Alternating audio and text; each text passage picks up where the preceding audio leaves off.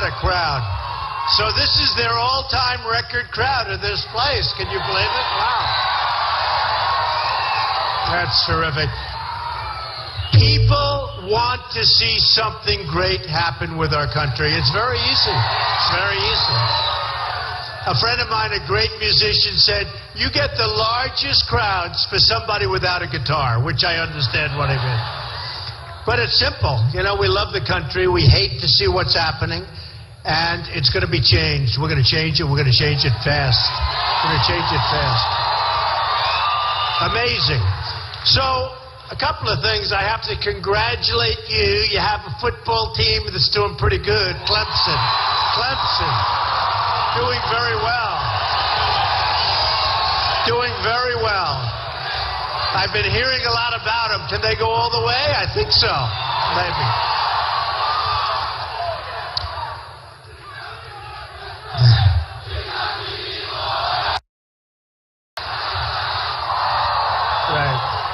That's great. Good luck. We're going to be watching. Going to be interesting. We're going to be watching. So, big Second Amendment. We're all big, heavy on the Second Amendment. You know, the president's thinking about signing an executive order where he wants to take your guns away. You hear this one? This is the new. Not going to happen. That won't happen. But that's a tough one. I think that's a tough one for him to do when you actually have the Second Amendment. That's tough. Because there's plenty of executive orders being signed. You know that. And we can't let that go on. So it'll all stop. It'll all stop. It'll stop very soon, I think, because people are tired of what's going on and they're tired of what's happening to our country. I wanted to mention, you know, just before I got here, like 10 minutes ago, the Wall Street Journal, NBC, just came out with a new poll. And the headline is, Trump on top, highest points he's gotten so far. I mean, it's number one. Can you believe? Yeah, we're going great. We have the highest number we've had so far, and they just announced, which is hard for them to say that, I have to say. But it's our highest number. We're in number one position. And you have a lot of people that are not doing well in that poll, I'll have to tell you. You have a lot of zeros. You know, 0, 0, 0. Do you know who we have that has a 0? Lindsey Graham. What's going on with this guy? I don't know him, but, you know, he came up to my office. I saw him one time. He wanted a campaign contribution. Shocked. I was shocked to find this out. Long time ago. But he's been so nasty. It's really incredible. Today he was being interviewed, and I see Lindsey Graham. I said, what's he doing? Go back to your people in South Carolina. Represent your people and do a good job, you know. But he said, I didn't want to go to Afghanistan. It's not right. No, Afghanistan is where we should have gone, all right? I didn't want to go to Iraq because I didn't want to destabilize the Middle East. But he doesn't understand the difference between one and the other. And it's proven to be right. It's proven to be right. But we've got to make our military so strong, so powerful, so incredible. You know, it's so important. I say it all the time. So strong, so great, so powerful that nobody's going to mess with us. You've heard it. And we've got to take care of our vets. Our vets are being treated. Our vets are being treated so badly. You know, I brought up the subject of illegal immigration, right? Our vets are being, in many cases, treated not as well as illegal immigrants. You saw the other night. Did you see the debate the other night? Can you believe this? All right? They can't give it away fast enough. Now, what they're giving is going to cost you taxes, okay? That's all it is.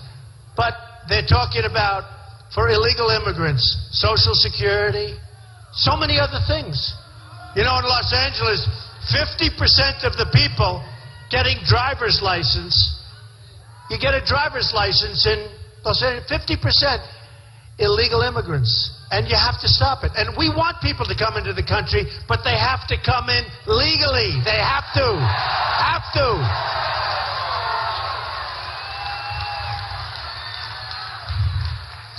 When I brought up the subject, as you know, a few months ago, hard to believe I've been a politician for 3 months, right? And for 3 months, people have been saying, no, the polls must be wrong. The polls, because practically, not only practically, from the beginning, I've been at the top of every poll, including today. And they had an article written in one, from the time this guy, when are they going to get it in their head? We're doing really well. When are they going to get, like, for instance, the cameras down there, you won't see this kind of a crowd. Record crowd. The folks that run the arena, they just came to me. They said, sir, this is the biggest crowd we've ever had. By far. They didn't even say it close. And I tell people, I go home, my wife sees me, she goes, oh, did you have many people? Because we have crowds like this everywhere. The reason, it's not me, it's the message. It's the message. It really is. It's the message.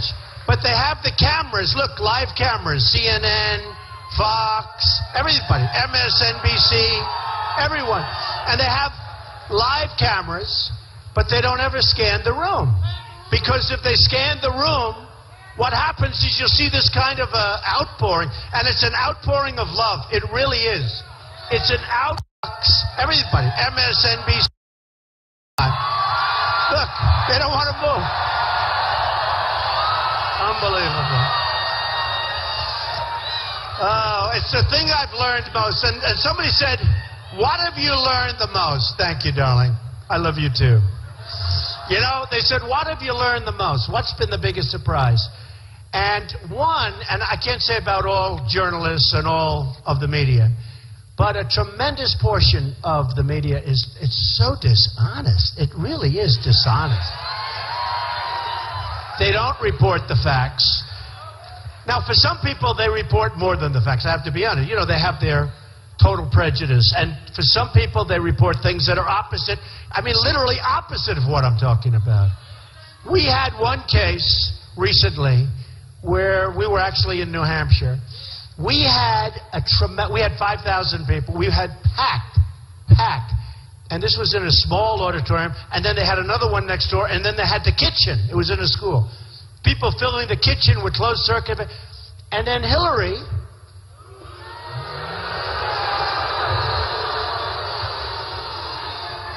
she was a few miles literally up the road. And she had, they said, 250 people. We had thousands and thousands of people. We had a crowd like this. No, it's crazy. Crazy. And then I come back, and the next morning she was on the front page of the New York Times. I said, what about me? What about me? But it doesn't matter because everybody understands it. We understand it. We understand what's happening. And believe me, this is a movement. This is a movement. This is really a movement, and it's a big movement and a strong movement, and we're going to take our country back. It's going to happen.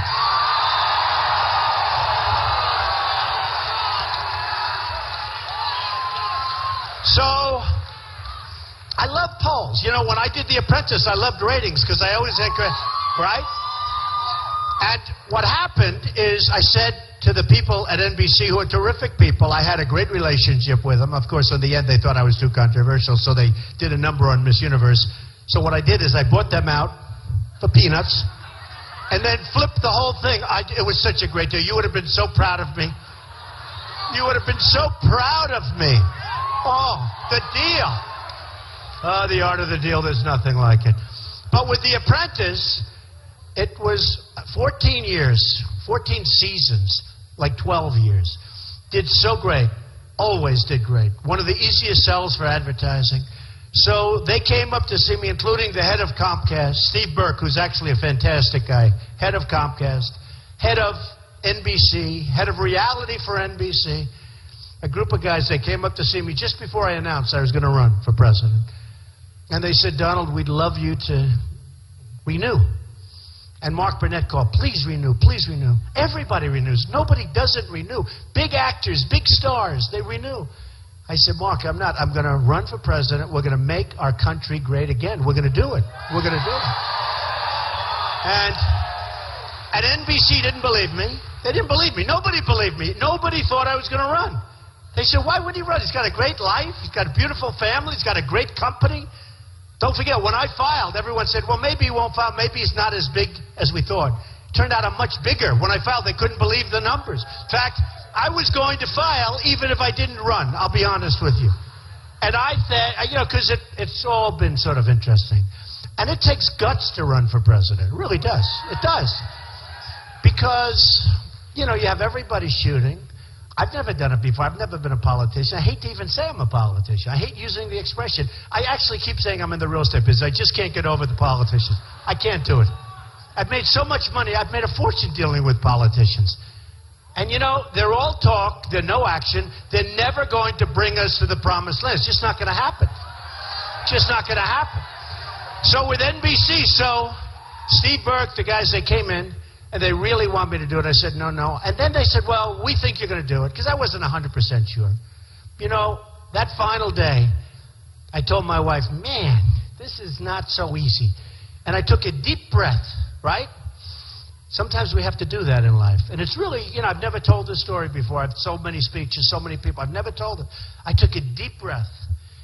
And I got on that escalator. You know the famous escalator? Very famous scene where Melania is waving very gently and I'm going, "Arr." But the truth is, I took a deep breath because it's something that I've never done before. It's a new experience. And it does. For a politician, it doesn't take guts. That's all they do is they run for office. They run and again and run. They win, they lose. Doesn't matter. All they do is run. And what they care about and what they're good at is getting reelected. And we can't have that. We can't have it. We can't have it. And I told that to the folks at NBC. I told that to the folks at Comcast. Great companies. Great friends of mine, great people. In fact, so great that I'm doing Saturday Night Live in 2 weeks. Can you believe this? Can you believe it?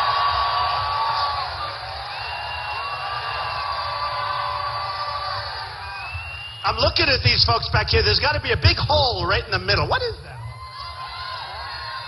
I think it's an orchestra pit or something, because I see everybody gathered around a circle. But we're doing something that we did 60 Minutes, as you know, 2 weeks ago. Who was I on with at 60 Minutes? You remember? Putin. He was my stablemate. We got tremendous ratings, him and I. I didn't know who got the ratings, but we got great ratings. They were very happy. So we did 60 Minutes. We're doing Saturday Night Live. But NBC said, no, you're not going to run. You're not going to run. And they renewed the show. Renewed it with me. I said, what are you doing? They said, well, you looked a little bit indecisive. We're renewing the show. And they went to the upfronts, and they announced The Apprentice starring Donald Trump. I said, fellas, I'm telling you I'm going to run. Well, we don't think so. And I said, I'm running. And by the way, we then got Arnold Schwarzenegger to do it. How do you like that idea? What do you think? Okay. I hope he does well. I have a big piece of the show. I hope he does well. He's going to do well. But Arnold is going to do it. But, it just shows you that when you do this, I give up a lot. Not just The Apprentice. Deals all over the world. They come in, Mr. Trump, we're doing a deal in China, but you have to be there. I said, I can't be there. I can't be. Would it be okay if I went to China for a few days? The trip, you know how long it is? It's like 24 hours. So you go back, you go forth, you stay there, let's say for a day. I'm gone for 3 days, all right? And it's weird. You say, what time is it? Well, if it's 6 o'clock now, it's 6 o'clock there, but the exact opposite. I say, that's a long time, 12 hours and 20 hours in some cases. So you get back, you don't know where. No, I gave up a lot. I gave up a lot because it's something I want to do. I've wanted to do it. I've thought about it. Last time, we should have won. Romney should have won. He choked. He choked. No different than a football player dropping the... I don't want to mention that. Let's not give your people... I don't want to give your people at Clemson any bad thoughts. But no different than an athlete. No different. Something happened. A nice man, he's a nice man, but something happened that was not good. Not good for us. And I wasn't happy about it. Because that last month, they all disappeared. They weren't fighting. Say what you want about Obama. He was on Jay Leno. He was on Letterman. He was on every show. I said, where are you people? What happened? Where are you? And they weren't there. Something happened. They disappeared. And it's not going to happen again, folks. I'll tell you right now. Not going to happen again. So they said, just like, as I said with The Apprentice, with the ratings, well, I love the polls. Say, well, other people don't talk about polls. You know why? Because they're doing lousy in the polls, okay? But we're doing great. So here's a poll that came out just recently. Trump in South Carolina. Did you ever hear of a place called South Carolina? Huh? Right? South Carolina, Trump, #1 by a lot, by 18 points. Believe it? We're at 36. We're at 36. And your sitting senator, I don't want to mention it, but he says such terrible things. So nasty. He's at 5. We're at 36. But we have an 18-point lead over the second place. Amazing. In Ohio, you have a nice governor in Ohio, Kasich. We're at 23, and the governor of Ohio is at 13, which is, pretty amazing when you think, right? And he's a good governor. In New Jersey just came out, we're at 13. No, I'm sorry, we're at 32. When I said 13, I said, what happened? What happened? No, in New Jersey, we're at 32. Carson's at 13. And Christie, the governor of New Jersey, is at 5. In Nevada, we're #1 by a lot. We're at 38. And we're #1 by a lot with Hispanics. We're in the 30s with Hispanics. Because I'm going to win. We're going to win the Hispanic vote. We have great relationships with the Hispanics. I employ thousands of Hispanics. And they're great people. And I love Mexico. The problem is their leaders are too smart, too cunning for our leaders. They rip us, and we can't let that happen. In Ohio, so amazing. In Florida, we're way up. In New Hampshire, we're at 32, and everybody else is way, way down in the teens and far below that. And then we had a national poll where OAN, we're at 35. Carson is at 17. That's in second place.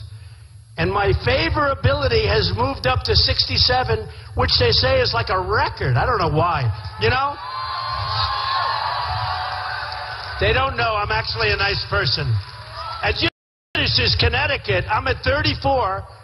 Second place is 14. Let's have this election immediately. That's the get it going. Here's one that I loved. Here's one. I love this one. This came out yesterday. Shocking poll, shock poll. Trump blue-collar support highest since FDR. That's Franklin Delano Roosevelt. Oh, think of it. I kid you not. Here, for the cameras. Get that, cameras. Highest since FDR in the 1930s. Can you believe that? FDR. That's good. That's a good sign. And you know why? Because they know that we love China, right? We love China. Not going to happen anymore. Not going to happen anymore with China. Not going to happen anymore with Japan. Not going to happen anymore with Vietnam. Vietnam is the new China. We're going to bring our jobs back. We're going to make our own stuff. We're going to bring them back. We all love Boeing, right? Do we love Boeing? But Boeing made a plane order recently, 300 planes for China. China's making them build a massive, massive plant in China. Why? We're not doing that. When they send their stuff over here, and by the way, I know so much about China. The largest bank in the world is my tenant. I sell apartments for $25, $30, $35 million. Am I supposed to dislike them? I love them. But Boeing now is going to have to build a plant over in China. I don't think that's right. No, I don't think it's right. They're building a massive plant in China. So it's tough. Now, just to finish with what we started. So they break down. All these guys, all of the candidates, they have pollsters. You know what a pollster is? That's a person that gets $100,000 a month to tell the candidates what to do, right? If they're so good, why aren't they running for office? When you think. But some of these guys make a fortune, and they're tough, and they're smart. And I think they scare the candidates. I don't want a candidate that can be scared by a pollster, right? They pay them a lot. You shouldn't have said that. I've seen it. You shouldn't have said that today in South Carolina. You have to say this. Well, I don't really believe in that. Doesn't matter. You have to say that.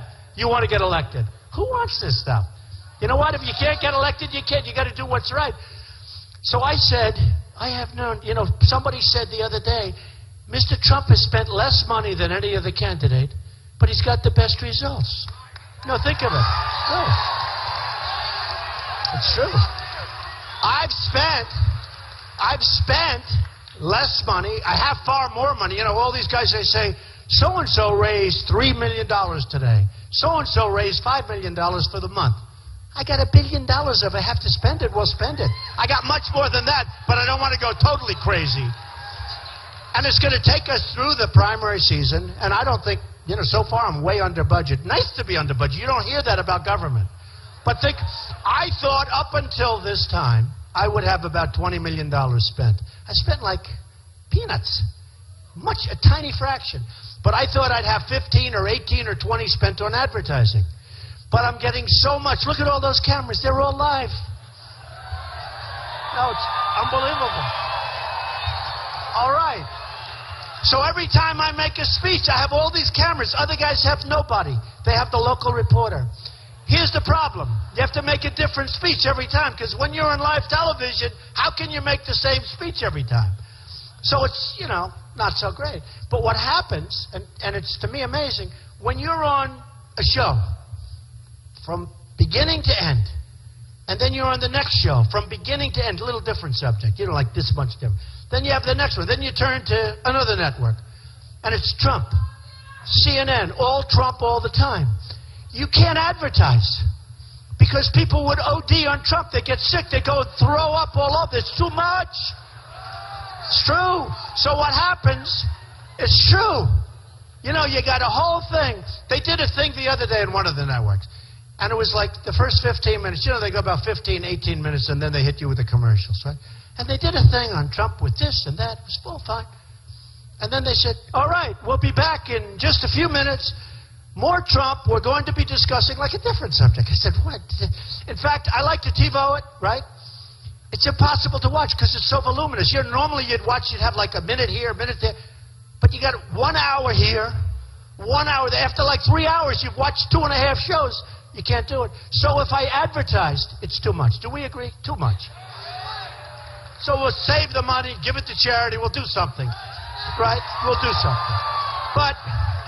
But it's the weirdest thing. So I thought I'd have 20 million spent by about today. And we spent nothing. We've actually spent zero on advertising. Now, you take a Jeb Bush. He's in favor of Common Core. He's weak on immigration. And so are most of them. Hey, Marco Rubio, very weak on immigration. Remember the Gang of Eight? You know what the Gang of Eight said? And the Gang of Eight, a lot of Democrats in there, liberal Democrats. The Gang of Eight said, oh, let him come in, let him come in. Well, his poll numbers tanked, and he immediately all of a sudden got away from the Gang of Eight.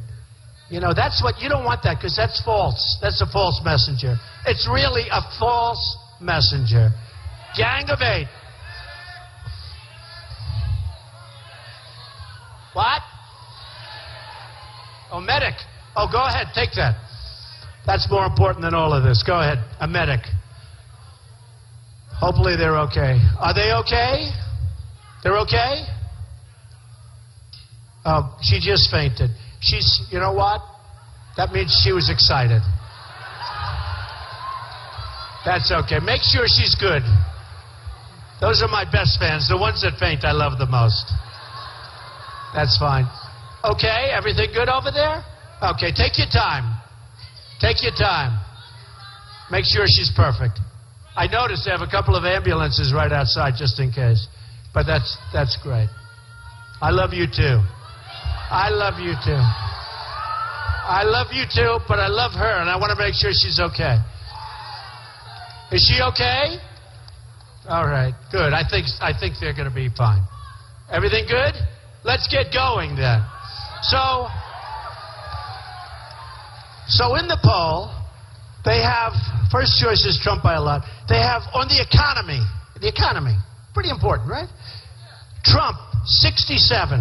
No, how do you do that? 67. Don't forget, that's with 16 people. We had 17, but as you know, Governor Perry dropped out. And a couple of others dropped out too.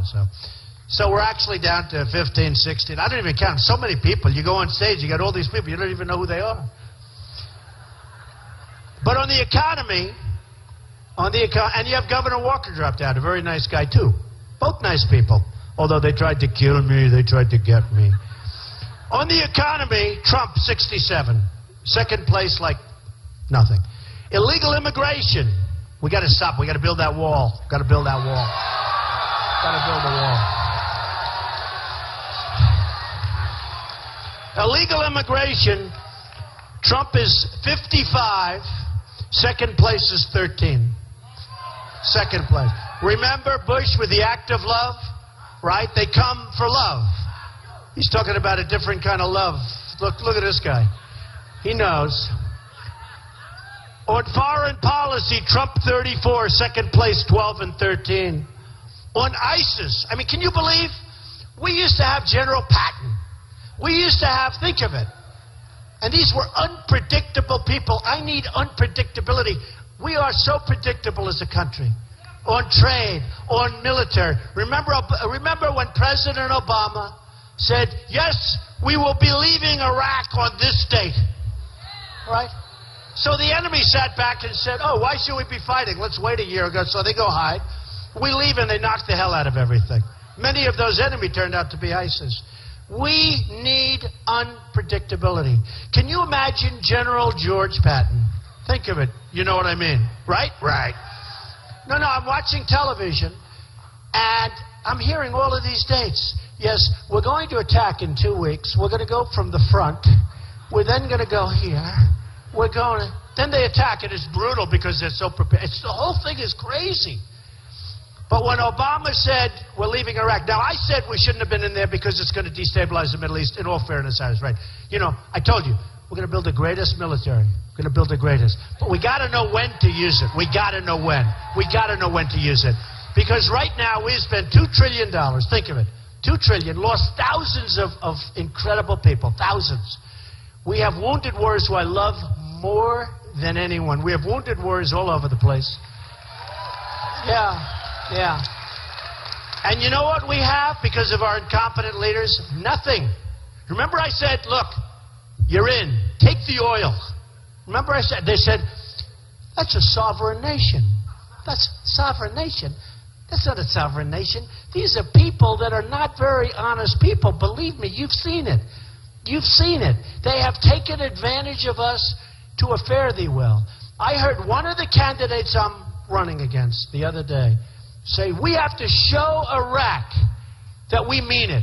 We've got to give them a pound of flesh. Do you believe this? What? Like we haven't done a lot over the last long period of time.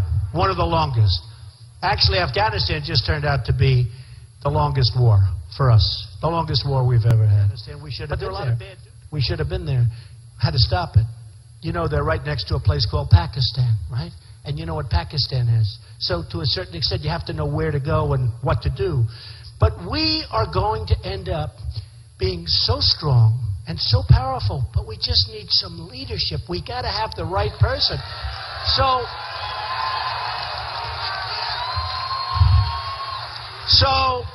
when I said, take the oil, I was hit with so many people. They said, what a horrible thing to say. You know who's got the oil now? Iran, ISIS. You know where ISIS is funding itself? From the oil that they've taken between Syria and Iraq. Do you know that Iraq has the second largest oil reserves in the world? Nobody knows that. Do you know that in Afghanistan, and by the way, you know who the biggest buyer of oil is from Iraq? China. I got to hand it to them. I tell them all the time. I have friends. I say, fellas, you're so smart. They said, oh, yes. You know, they used to tell me they can't believe they get away with this. But now that I'm running for president, said, no, I never said that. I never, you know. But China. So do you know in Afghanistan, very mountainous. And nobody knew this, but Afghanistan has tremendous mineral content. Tremendous minerals. Nobody knew it. Who knew it? And they're great fighters. In fact, they drove Russia into bankruptcy. The Soviet Union went into Afghanistan. These guys fought them forever. It drove them, literally broke up the Soviet Union because of Afghanistan. So we're fighting in Afghanistan, which is okay. But on the other side of the mountain, You have China with massive excavators taking out all the minerals, taking out. They don't fight. They're so much smarter than us. Oh, but I've got guys, including myself. We're going to do so well. We're not going to have it anymore. So China, thank you. Somebody said to me, very interesting. They said, Trump's a great speaker, but his one problem is he speaks through the applause, okay? In other words, people start to applaud, they keep going. You know why? Because I'm so excited about what I'm saying and about making our country great. It's true. It's true. I don't have time to wait for you people. I just don't have time. I want to go. And they say sometimes he'll make a sentence and he won't quite finish the sentence. You know why? Because the people that are with me are smart. They know what the end of the sentence is going to be. It's true. I want to get on to the next sentence before I finish. It's really true. I mean, I say a sentence and I know the rest of the sentence, and everybody else, I said, all right, good, just, you know, in your mind, you're going to... These are smart people. We have smart people. People that come to my rallies are the smartest people. And they know it's true. It's true. It's true. And they know what's going to happen.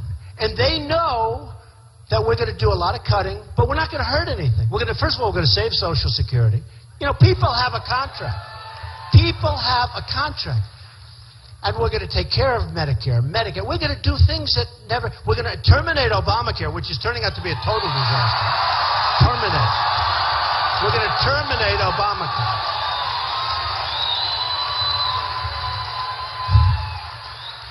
I don't know if you've seen your premiums. They're up 35, 45, and 55%. You believe it? And I've been saying that. I know a lot. I have thousands of people.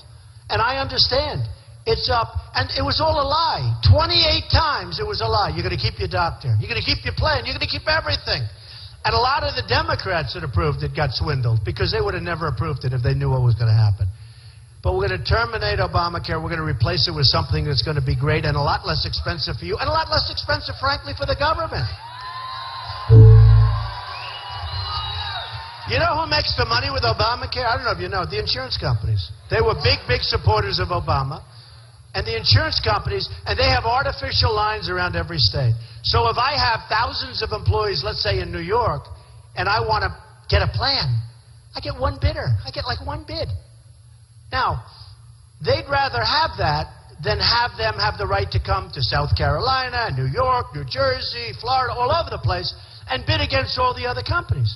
I'd rather have a monopoly in New York or a monopoly in South Carolina or a monopoly wherever it might be, because they're going to make a lot more money. A lot more money. They're going to make so much more money. And that's what they have. They're making they're making a fortune. And you see what's happening. And we're going to end that. We're going to end it. And we're going to have a great system. And it's a system that's going to be, for the most part, free enterprise. You're going to have such plans. You're going to have people competing all over. But we got to get rid of the lines. We got to get rid of the lines. I thought it was going to happen last time. It sounded like everybody agreed. Everybody agreed. And then all of a sudden, out of nowhere, the lines are approved. The power of the insurance companies. And that's the beauty with me. I don't want anybody's money. They form all these PACs. People pour money into PACs. I don't want them. Don't support them. Don't support them. I think I have like 6 PACs where people, I saw on television the other day, actually 2 nice young guys.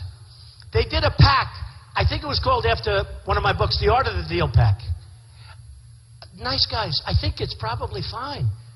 But I don't know who they are. And they form a PAC, and maybe they'll get money, and they'll go out and they'll take ads or something. I don't know. The whole thing is so ridiculous.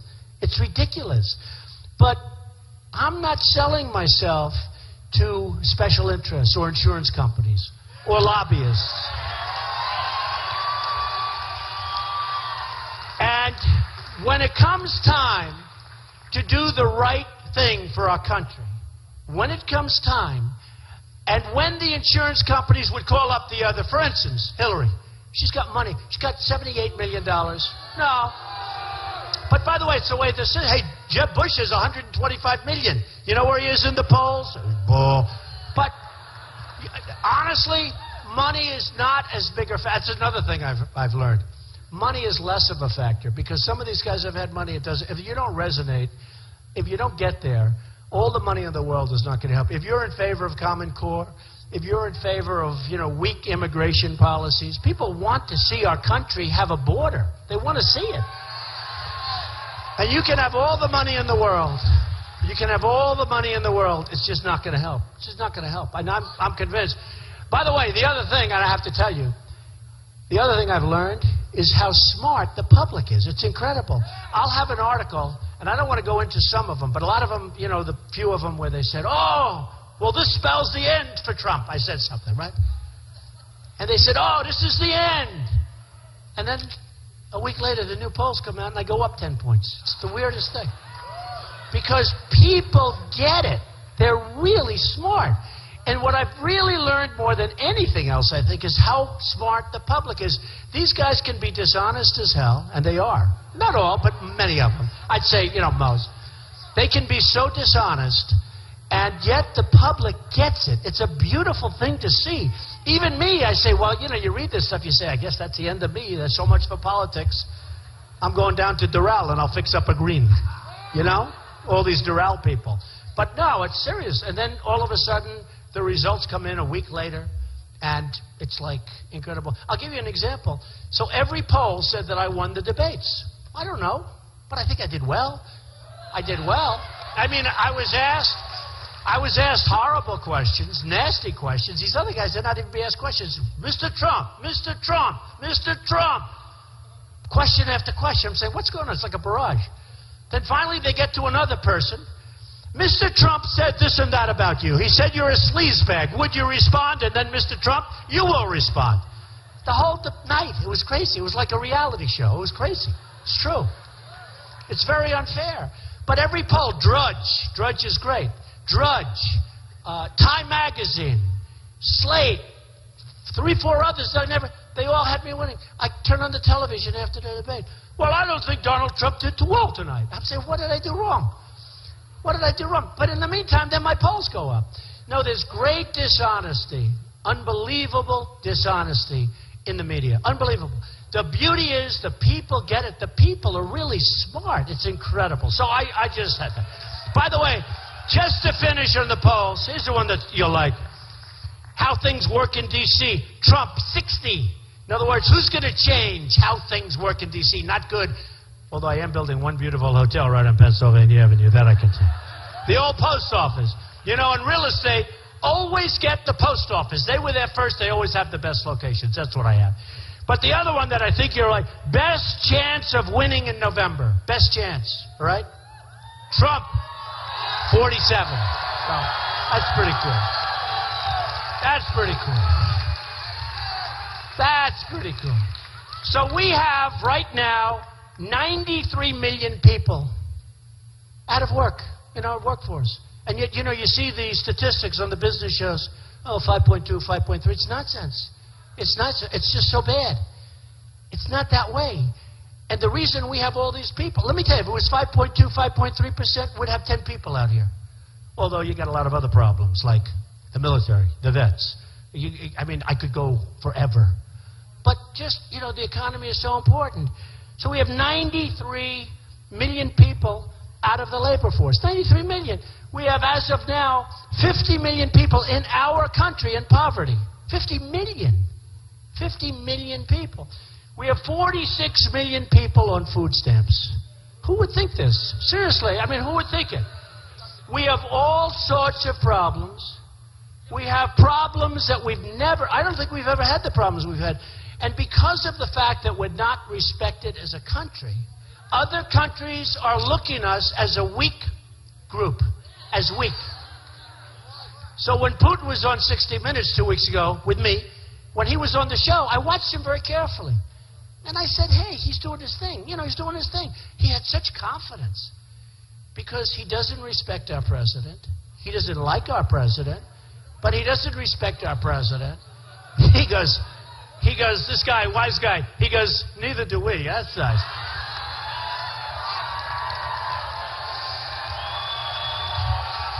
Who said that? Who said that? Who? Guy goes, neither do we. That's very tough. But But we're going to have something happen. So Hillary, believe it or not, and I don't think you like her too much. How's she going to do in the state? I mean, how does she do? You know, we're beating her nationally, which is great. I love that. Oh, I love it. But Hillary and, in all fairness, Jeb and Marco said, you know, with the water, wow, wow, wow, so much water. I never saw any human being drink so much water. You know, I did something the other day because I've gotten to watch and see. You always like to see your opponent, your whatever. And I've really watched Putin. And I think Putin can be dealt with. I really do. I think he's just got no respect for what we're doing. He's got no respect for us as a country. He's got no respect for our leader. But I was watching, and if you remember Marco when he was going against the president's speech, you remember that? And he was doing live television. He grabbed the water on the side. I said, what the hell just happened? But we have to be cool. And I envisioned Putin sitting down there and Marco Rubio walking into the room, sweating. I never saw a young guy sweat like this. He's a young guy. I said, are you okay? It's true. At the last debate, I said, are you okay? And I see him sweating, and I'm just saying to here's Putin. He's sitting down very cool like this, right? You know, again, he's been ripping us for years. He's now saying, who's the next guy? And Rubio walks in pouring sweat. This is not a good poker player. Do we agree? Do we agree? But they said, in particular Jeb and Hillary, they said, we don't like Donald Trump's tone. They used the same word the same day. Tone. My tone. They said it's too strong, it's too tough, and it's not nice. Well, can you imagine? Can you imagine? It's not nice. And they said, what do you think, Mr. Trump? The cameras hit me. They said, what do you think, Mr. Trump? And I said, you know what? I think the opposite. I think that right now you have people's heads being cut off all over, where they're being cut off in the Middle East because they're Christians. Because they're Christians. And for other reasons too, believe it or not. But especially, they're being cut off on television. On television. Because they're Christians. We're being ripped by every country in the world. China and Japan with their cars. And Mexico and every country. Vietnam, Brazil. Name a country. Where do you come from? Name a country. We're losing to everybody.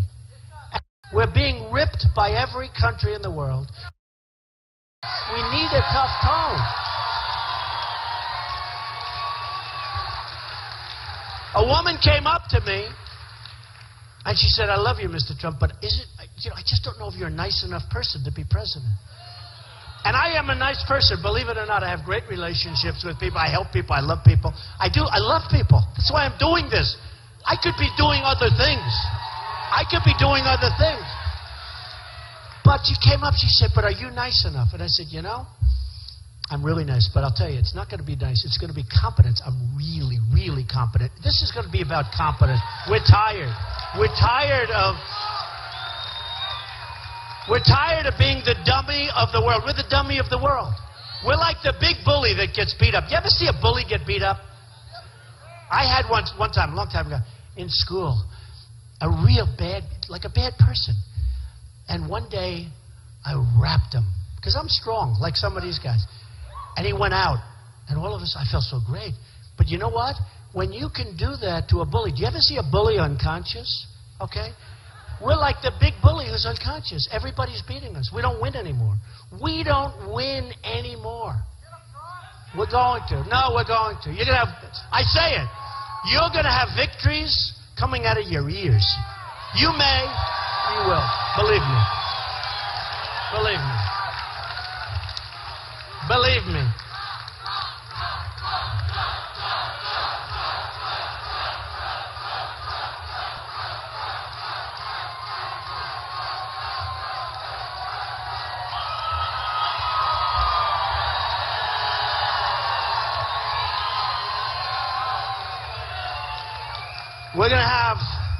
We're going to have great success. You know, we have tremendous potential in this country. So many things have happened, including with new technology, what we found under our feet with the oil. We have such tremendous reserves. We have unbelievable, that we never knew we had. We have energy. We can be energy independent almost like immediately if we let them go. You know, we've been ripped off for years by OPEC, and now finally it started. But there were times when we're up to $140 a barrel. 140. And you remember that. And ships at sea are loaded. They didn't even know what to do with it. But it was all a big monopoly. That's come down because there's now so much. Nobody knows what to do.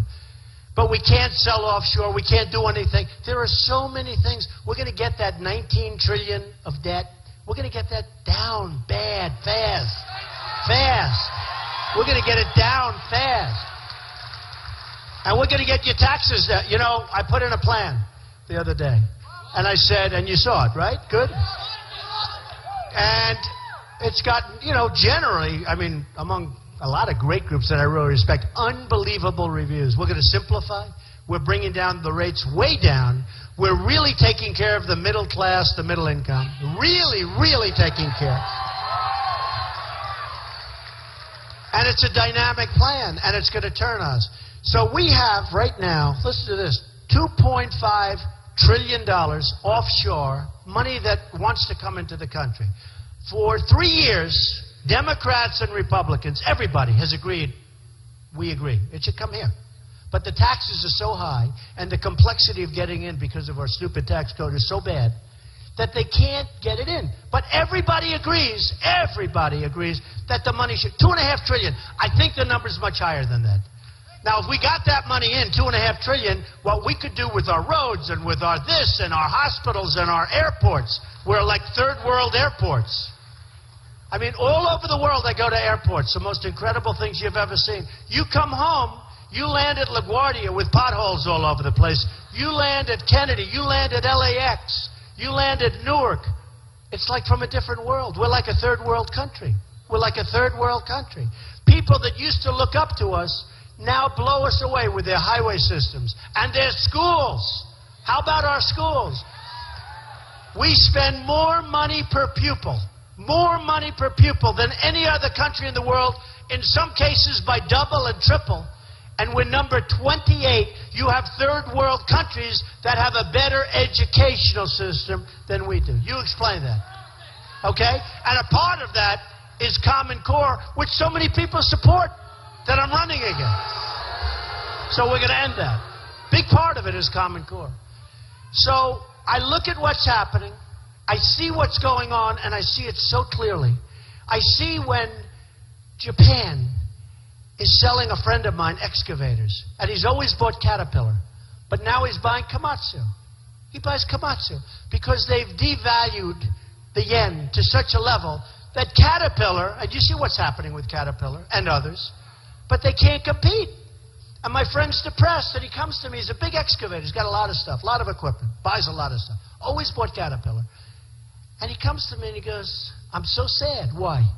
Because I just ordered a lot of Komatsu equipment out of Japan. It's fine. It's good equipment. Not as good, by the way. It's not as good. In a lot of ways, not nearly as good. But it's good equipment.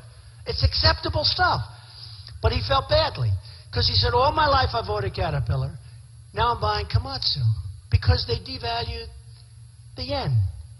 Now, China is the king of the history of the world is China for devaluation.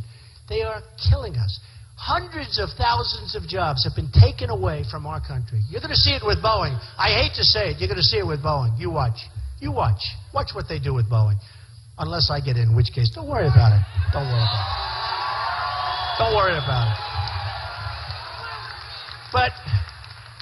But China, so I have friends that are in the manufacturing. One in particular is a great manufacturer. I said, how are you doing in China? He said, it's impossible. We can't do business. We can't get our product in. And he is great. He does the best product. Better than their product. And he said, I can't get it in. And when I can finally get it in, they charge me a tremendous tariff. They call it a tariff, you know. So we take all their stuff for nothing, and they charge us tariffs. Now, I believe in free trade. I believe strongly. He said that they make it so impossible to get things in that country that it's impossible to do business. So I'm a free trader, but we have to have smart people. I have the smartest people. I have the people, believe me. I have Carl Icahn, one of the great businessmen, one of the great. Now, how about Carl? I say, Carl, do me a favor. He doesn't want money. I don't want money either. I'm working for free. I'm not taking my salary as president, okay? Okay, believe me. Not that that's a big deal, but I'm not. But these guys are rich guys. They've made a tremendous, because they're great negotiators. They're great they're natural great negotiators. There's a group, and I'm in that group. There's a group that's just, they're good negotiators. For whatever, who the hell knows why? It's like you're born, you're a great poker player, you're born a great baseball player, you're born a great golfer. You know, there is something to that. And these guys are the best. Some are brutal people. Who cares? Those are the ones I like the best. Because I want them to represent. Some are nice, some are not nice, some are, you know, et cetera, et cetera. Some are overrated. I know them all. But I want these people represented. I could take a guy like Carl Icahn, who was so proud to be involved. He endorsed me the other day. He's so proud to be involved. And I could say, Carl, do me a favor. Just watch over China, the trade deal. Because they're really ripping us big league, Carl. And believe me, it's going to be so great. It's going to happen so fast. Do you know, we've lost for the last 5-6 years almost $400 billion a year with China. Think of it, $400 billion. You talk about straightening out our country. I mean, you don't need too many of those deals to get things moving. Once you get that, you don't need too many of those deals. But we have almost $400 billion a year with China. Japan, $70 billion a year. For what? They sell cars. They bring them in. I always say it. I was in Los Angeles. I see the biggest ships you've ever seen with cars like the Long Island Expressway. They're coming off the boats. Do you know, I said, I wonder how many Chevrolets are in the middle of Tokyo. Would you say none? I would say none. It could be none. Number one, the people are nationalistic. I don't blame them for that. They don't want our cars. They don't want our product. We send them beef. We have beef. That's the trade. These ships, you have to see this. I was at the ports, and they're coming off ramps. They're going like 40 miles an hour. Boom, boom, boom. No tax, no nothing. And we can't allow this. And we have all the power. You know, what Obama and his people, I mean, look at this Iran deal with Kerry. Did you ever see a more incompetent deal? And by the way, I hate to say this, folks. Today was the first day it actually kicked in. So now you can't say, oh, gee, let's renegotiate it. You can. I will. Trust me. I love renegotiation. One of my favorite words, renegotiation. But I mean, it's so tough because you're going in with such a negative. We're giving them $150 billion. No wonder they're going to Syria. No wonder they're going, oh, they're killing us in Yemen. They're killing us. We just gave them $150 billion. And they have our prisoners. We don't even get our prisoners out of it. I mean, if you think about this deal, and Kerry and President Obama said, we didn't want to ask for the prisoners because it will complicate the deal. Can you even believe this? No, think of it. Here's what you do. You go in, you say, we want our prisoners before we start talking. That's about 3 years ago. And they may say no. No, if you have the right messenger, like if I'm the right messenger, believe me, I'm the right messenger. But if you have the right messenger, when you say it, most likely they're giving. I'd say 90%. I get them. All right, 90%. It's possible we don't, in which case you say bye-bye, because you're not going to make a good deal anyway. Now you double up your sanctions, maybe triple them up, and they'll call within about 2 days. Let's start talking. We don't even ask. Did you see the folding we did in that deal? Every single point we did fold, fold, fold. We tried to get certain things. We lost every single point. And their economy was ready to just die, which could mean revolution and lots of other things, right? But their economy was ready to die. And we're giving them $150 billion. We have 24 days of inspection. You know what you can do in 24 days? I tell my kids, I say, you know, we used to in the old days, I'd paint the garage battleship gray. I always liked battleship gray, shiny color, right?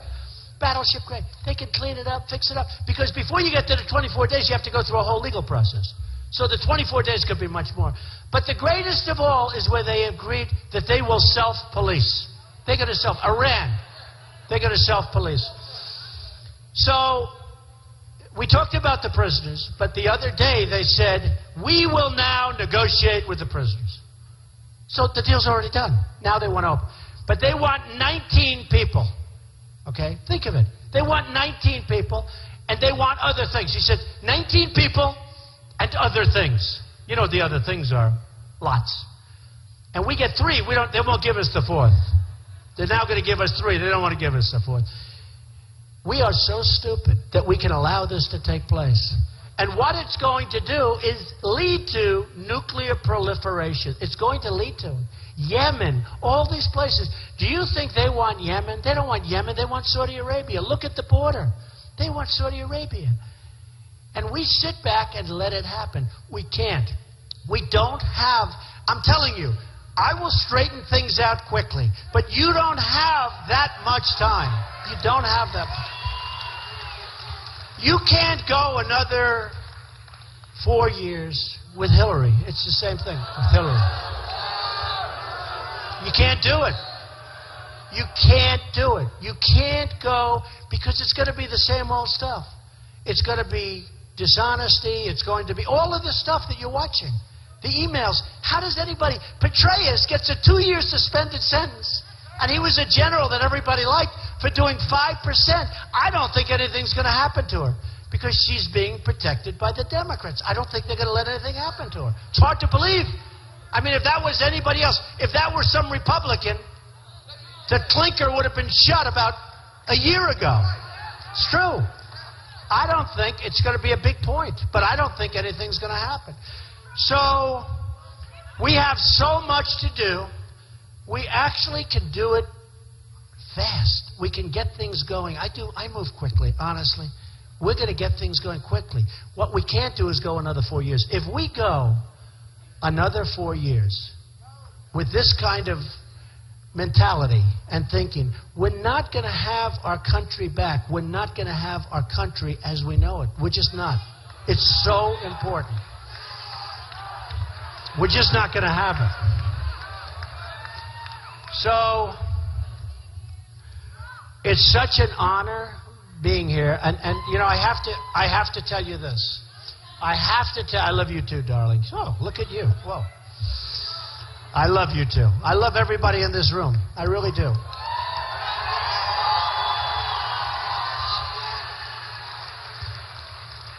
So, you know, a lot of times, and I've said it, that the American dream is dead, but I'm going to make it bigger and better and stronger than ever before. We're going to get rid of regulation. We're going to lower taxes. We're going to get rid of the Obamacare. There's so many things. We're going to strengthen our military. We're going to take care of our vets. They have to be taken care of. We're going to do all these things. And I always say it. And I tell the story every once in a while where I go home, where I say the American dream is dead. But we're going to make it bigger and better and stronger than ever before. My wife goes, it's true. It's true. But here's what happens. I go home, and I see my wife, and she sees it on television. And she says, darling, that's so terrible what you said. I said, what? You said the American dream is dead. I said, I didn't say that. I said, it's dead. We're going to make it bigger and better. Oh, well, they cut that off. And I go check the television. They cut it off. It sounds terrible. But it is true. The American dream is dead, but we're going to make it bigger and better and stronger than ever before. Ever, ever, ever before.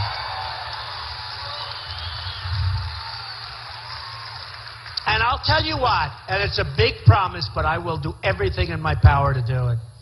We're going to make America great again, but we're going to make America, I think, and I really believe, greater than it's ever been before. I really mean it. I really mean it.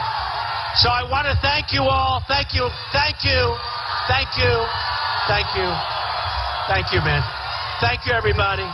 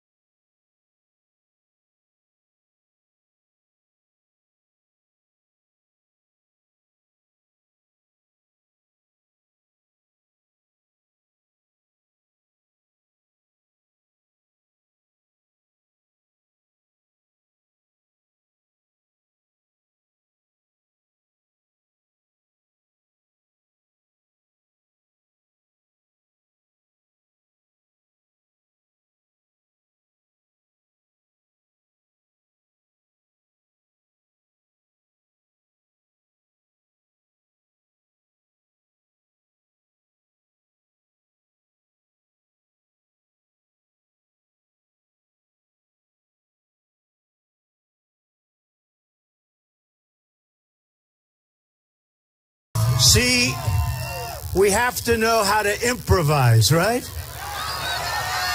This is wonderful. Oh, I see. I'm supposed to be catering to the press. The hell with the press.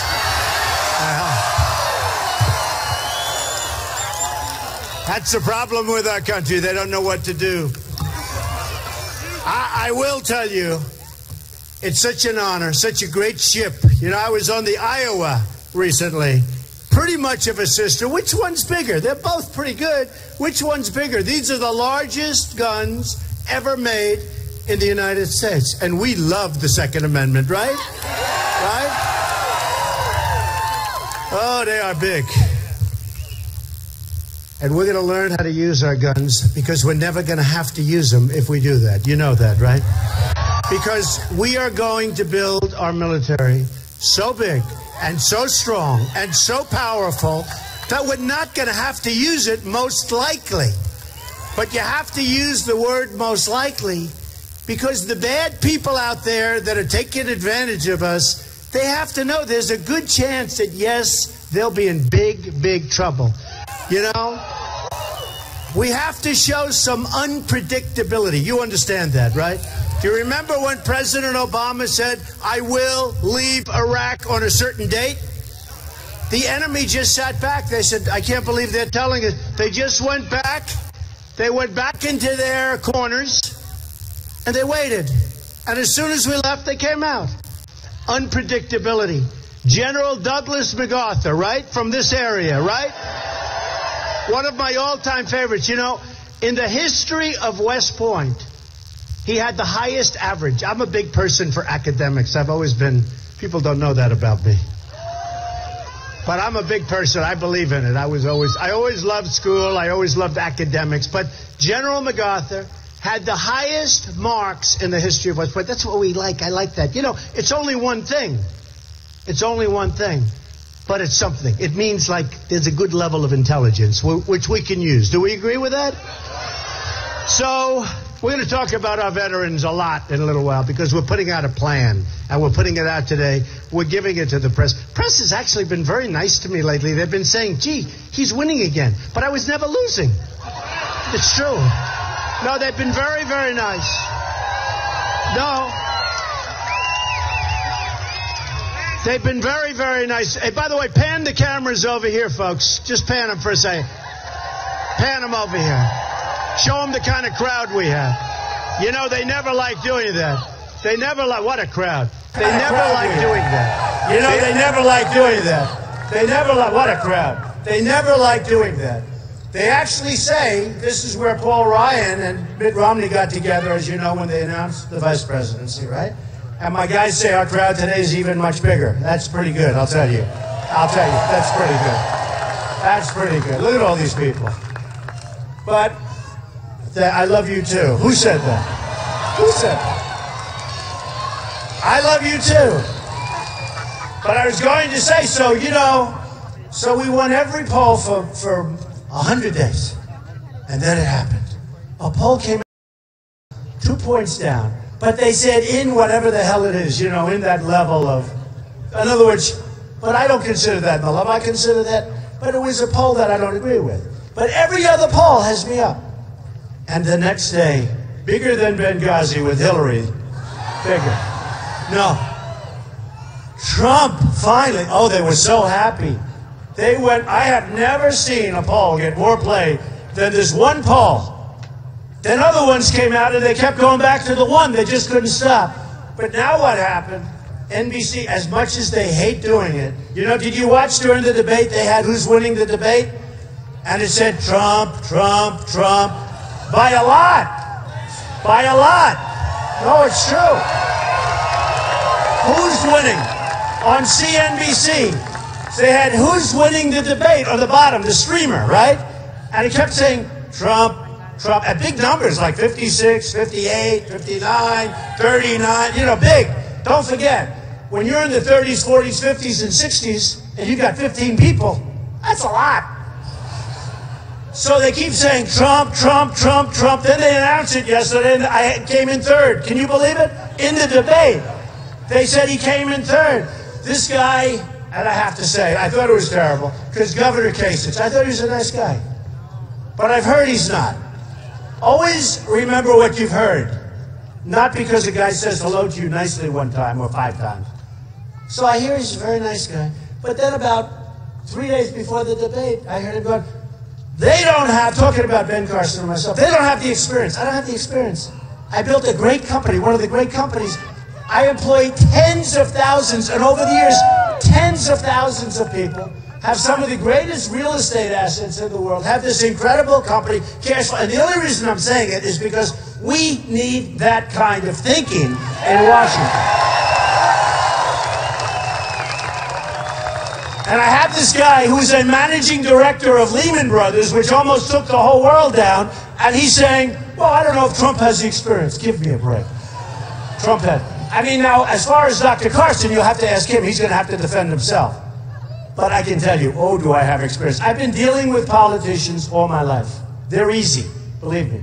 I deal all over the world with deals, and I deal with prime ministers, I deal with the heads of countries. That's what I do. And I get along with everybody. Remember when they were saying, well, he gets along with Democrats? Yeah, I get along with everybody. It was my obligation. When you're running, and actually somebody said he's a world-class businessman. I like that. In fact, I framed it. It was a little piece. But I said, when you are a businessman and a really successful one, you got to get along with everybody. You can't just, because when you have a deal going on in some country, you got to get along. Otherwise, the deal's not going to happen. So they talk about temperament. I can tell you, Hillary Clinton, who does not have it, I tell you what, you want to have,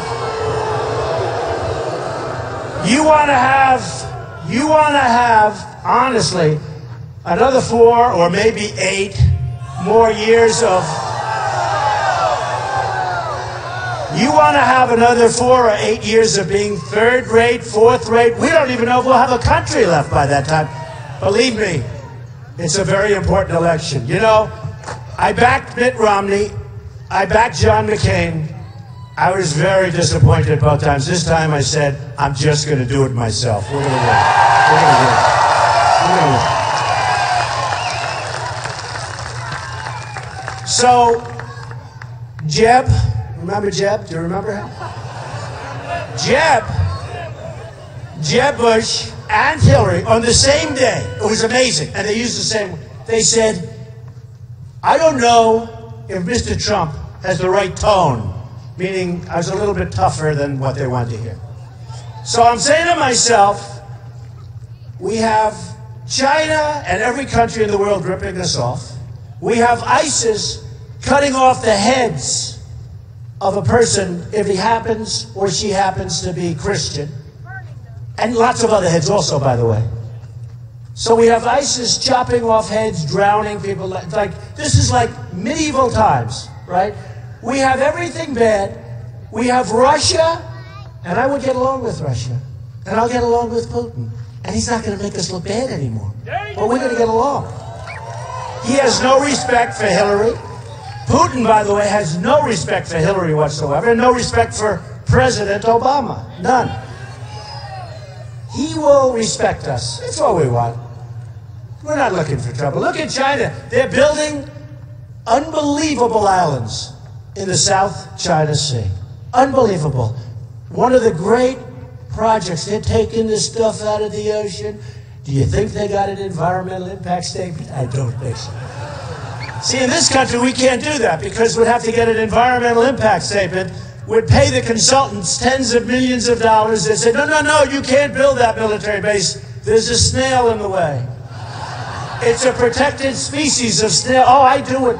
I've become rich because of it, because nobody else could build. I was always able to get permits. I'm the king of permits. It's true. In New York, they call me the king of zoning. I was always able to get and what that meant is nobody could compete because people found it very hard to build. We want people to be able to build. But think of what China's doing. They're building an incredible island for landing planes, 2 runways. Now they announced this morning they think they're going to add a 3rd. Why not? What the hell difference does it make? Military. They're building a military base in the middle of an ocean. And I'm telling you, the environmental impact for this country, we wouldn't be able to do it. It's the most, I'm telling you, we have to go back. We have to go back 25, 30, 40 years. We have to do something. We're getting decimated. Illegal immigration, same thing. Illegal immigration, I'm going to build a wall, okay? I'm going to build it. So I'm going to build a wall. It's going to be a great wall. It's not going to be a little wall. It's going to be a big, beautiful wall, because someday it's going to be named after me probably, and I want to make sure it looks good. And it's not going to be penetrable, and we're going to have equipment so that nobody can do tunnels underneath. Don't worry about it. They said, well, they'll go under the wall. How did they do that if people are watching? How do they do? I don't care. You have all sorts of X-ray equipment. You have all sorts of things. Believe me, nobody's going tunnels under the wall. All right? And this wall's going to be real high.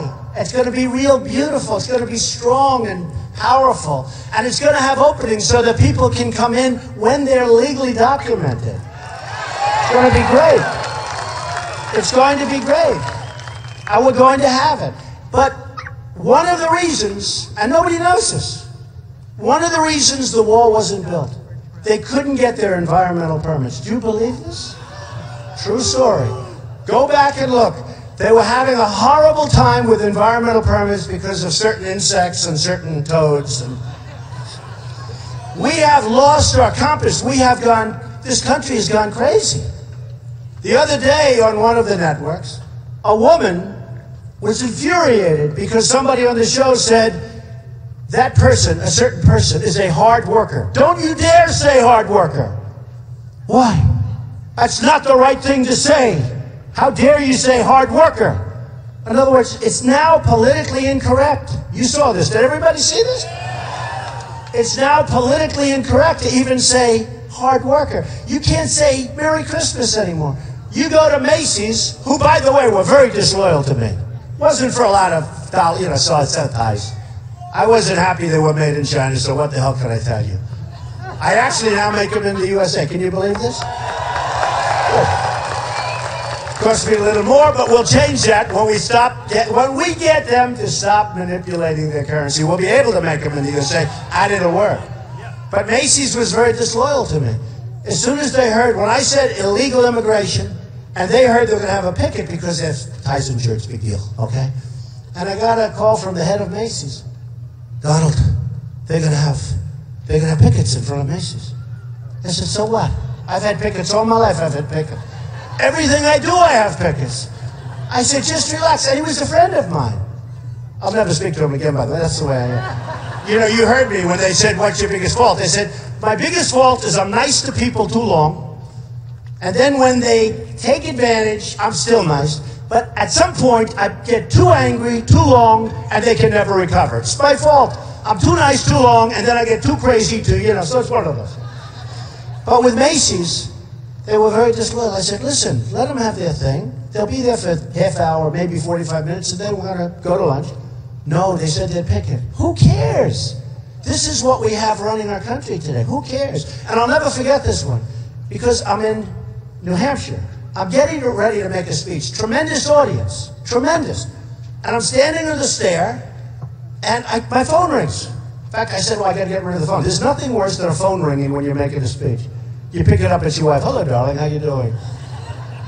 But the phone rings, right? And I say, oh, it's the head of Macy's. His name's Terry Lundgren. Nice guy. And he said, Donald, I have to talk to you. Now, the MC is on stage. And he's saying, and the American dream, and Donald Trump, and he did this, and he wrote The Art of the Deal, and the Apprentice, and all this stuff. I'm getting ready to go on stage. I said, well, listen, Jerry, I can't talk to you. I'm sorry, like going on stage in about 2 seconds. What's up? Donald, we have to do something. We sell your shirts and ties, and they're going to picket us. Who's going to picket you? The Hispanics. I say, the Hispanics love me. I employ thousands of Hispanics. They're not going to picket you. He said, no, they said they would. Can we do something? I said, like what? Maybe we can't sell anymore. I said, wait a minute. I'm going up to make a speech. The guy said, and ladies and gentlemen, Mr. Donald Trump, and I'm talking to this guy on the phone. I'll tell you, these people behind me, the vets, they wouldn't put up. They would have been, you wouldn't put up with that. So a lot of people are boycotting Macy's. We have so many friends. It's amazing. We're all in this together. Our country's going to hell. We're run by stupid people. We are. No, we're run by stupid people. I can say this. Look, every deal we make is bad. We don't make good deals anymore. When was the last time we won on anything? We don't win anymore. No, think of it. Sometimes I'll start and I'll say, we don't have victories anymore. We don't have victories anymore. We used to have victories, but if I'm elected president, we're going to have so many victories, they're going to be coming out of your ears. You remember that? They're going to be coming out of your ears. You're going to have victories? No, you're going to have victories. No more of this nonsense. Sergeant Bergdahl, I always mention, because he's emblematic. It's not a deal, but it is a deal. They made a deal where we get a traitor, a dirty, rotten, no-good traitor, who should have been executed for what he did. Oh, he should have been. Now, I know these people would do, look, these are hardened veterans. These are hardened, okay, now, and they're very liberal. They're very liberal. Would you execute Bergdahl? Yes? I'm shocked to hear this. I would too. No, but you have to have, so now he's not going to get anything. They say he's not even going to jail. 6 people, 6 young, unbelievable people, one of them from this area, died going out to look for this guy. And they're not even going to, the recommendation, in the old days, he would have been executed. 20 years ago, he would have been in jail for the rest of his life. 10 years ago, who knows, probably a little jail time. Now he's going to get off with nothing. We're just going wrong. But here's the story with Bergdahl. We get a dirty, rotten traitor, and they get 5 of the worst killers they have that they've been after for 9 years to get them out. Okay? And these are the deals. So we get Bergdahl, they get 5. Their 5 are AAA prime for them. That's what they wanted. Those are the people they wanted. Not, would you make that deal? I don't think so. So there's one. Now talk about the Iran deal. Okay? The Iran deal. No, think about it. How can they do it? If I'm making a deal with somebody, and they go out and talk to everybody saying, boy, that guy, he's not smart, he's such a stupid guy, blah, blah, blah. This is what they've been doing. They've been going out, they talk. And the guy, the chief negotiator, as you know, for Iran, the Persians are great negotiators to start off with. Nothing wrong with saying that. Somebody says, oh, that's politically incorrect. They're great negotiators. They've always been great negotiators. Okay? What did they sell for years? Rugs. Oh boy, those rugs cost a lot of money, right? So the Persians have been great negotiators, and I watched on Charlie Rose. I watched on one of the shows, and I watched him being interviewed. And after 5 minutes, I said, he's too smart for Kerry. He's too smart. He's too sharp. Too sharp. The deal they made is unbelievable. And every time there'd be a little break in the action, Obama would talk about the Supreme Leader. He'd call him the Supreme Leader. Yes, today we spoke to the Supreme Leader. I'm never calling him the Supreme Leader, believe me.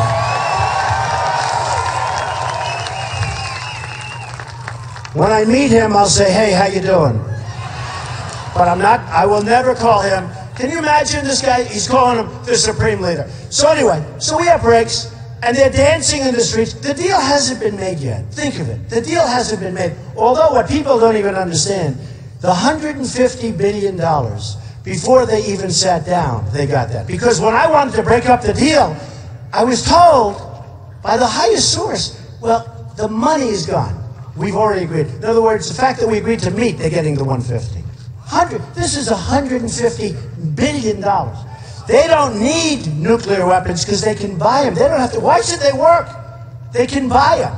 Now they're going into Syria. They're going, oh. And I don't know if you heard, because people have been out here since 6 o'clock in the morning, but they say the jetliner that was shot down in Egypt, ISIS is taking credit for that. So, ISIS. We got to do something. We got to do something. And you know, while I'm in a military area, I have to tell the story. So, big fan of MacArthur, big fan of General George Patton. These are people that we don't seem to have anymore, right? But we do have them. They're there. But they haven't been politically correct. Do you think that George Patton was politically correct? He was a brutal guy. I mean, we had somebody who was very good. You know who he was. about 2 years ago, 3 years ago. He was fired because he used foul language, right? You know that. I guess he wasn't a big fan of Obama, but that's okay. We can understand that. That's what made him a great general. But, no. He was fired because he was rough and tough and he used bad language. I want somebody, now, I want rough and tough, but I also want brilliant. I don't want you, I know a lot of tough guys that are stupid, okay? Those guys they're easy. The tough guys that are stupid, you need big brain power. But we're going to get somebody, I'm going to find somebody. You have West Point, you have the Air Force, you have the Naval Academy. They're there, right? They're there. We have them. We have them. But those aren't the guys that do it. So I watched one of our top people, a very nice man, and he was being interviewed on television a couple of months ago. And I tell this all the time. I don't want my generals on television being interviewed. I don't want them being interviewed. And he just looks like a weak individual. You know when I said that Jeb Bush is a low-energy individual? Oh, did that kill him? I didn't want to hurt him that bad. I think he's such a nice guy. I think I'm going to revive him. It's not fair. Huh?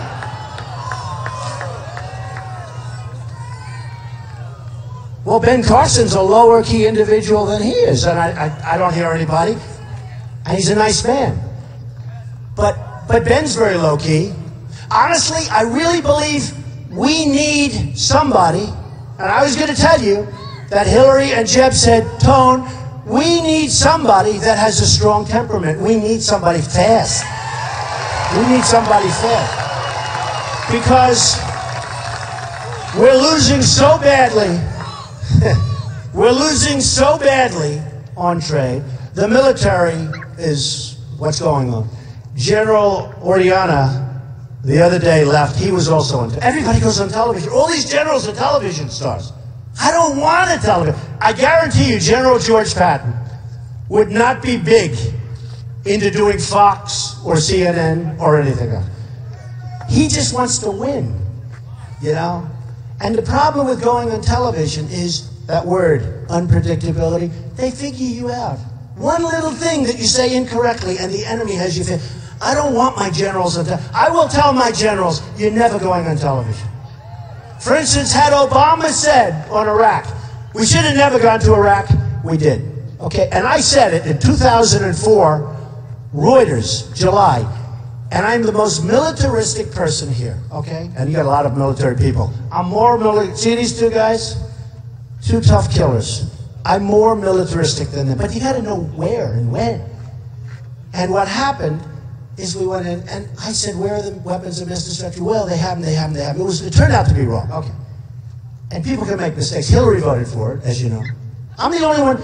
And the Bush White House sent, because I get so much, an inordinate amount of publicity, would you say?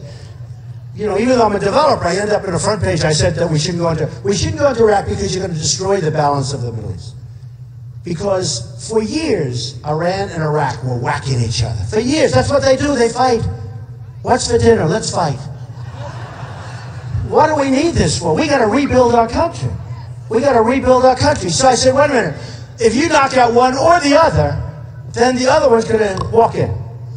So what happened is Saddam Hussein, in my opinion, was saying he had weapons of mass destruction because he was afraid that if he didn't say it, Iran would go in and start fighting again. So he wanted to scare Iran. Okay, I think that's what happened.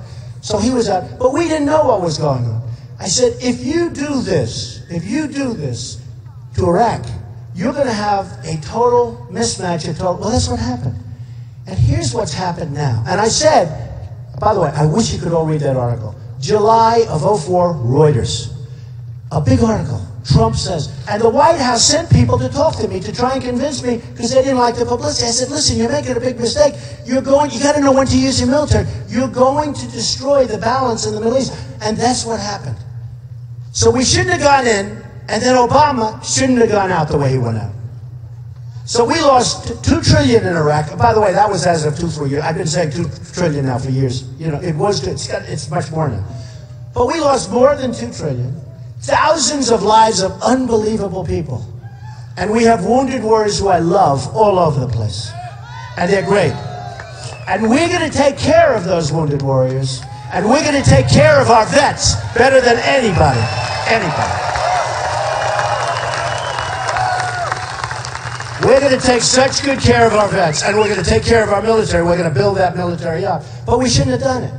And out of that, and I said, you know, people don't realize that Iraq has the second largest oil reserves in the world. Okay? Iran's taken it over. Now, Iran's been trying to take it over forever.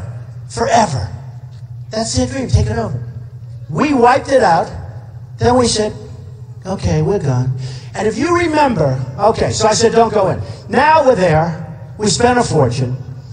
They have the so-called surge. But, I mean, the truth is, look, once the enemy finds out that we're leaving, they don't fight anymore. They say, what else? You know, they always say they don't want to get killed. Believe me, they don't want to get killed. So they go back, and then as soon as we left, it was over. So Iraq right now is negotiating. As we stand here, Iraq is negotiating with Iran. Iran's going to take over for nothing. The largest oil reserve in the world. Now, you remember, we shouldn't have gone out, and we should have, what Obama should have said, we'll be there forever. We're going to be there forever with our 20,000 troops. We're going to be there forever. We're not going out. Don't worry about it. We would have deflated them. They would have said, oh, this guy's crazy. Man, he's hard to beat. Here's a guy. We draw a line in the sand. Nothing happens. I mean, honestly, folks, this is the worst. This is the worst. We've never had it like this. Had he said, we're not getting out of Iraq, shouldn't have been there. But once he said, then everybody pulled back, and we thought we were doing well. We weren't doing well. They said, why should we fight when in a year from now or 18 months, we'll walk in? That's what happened. They walk in. And it's getting worse and worse, and every week we're losing another city.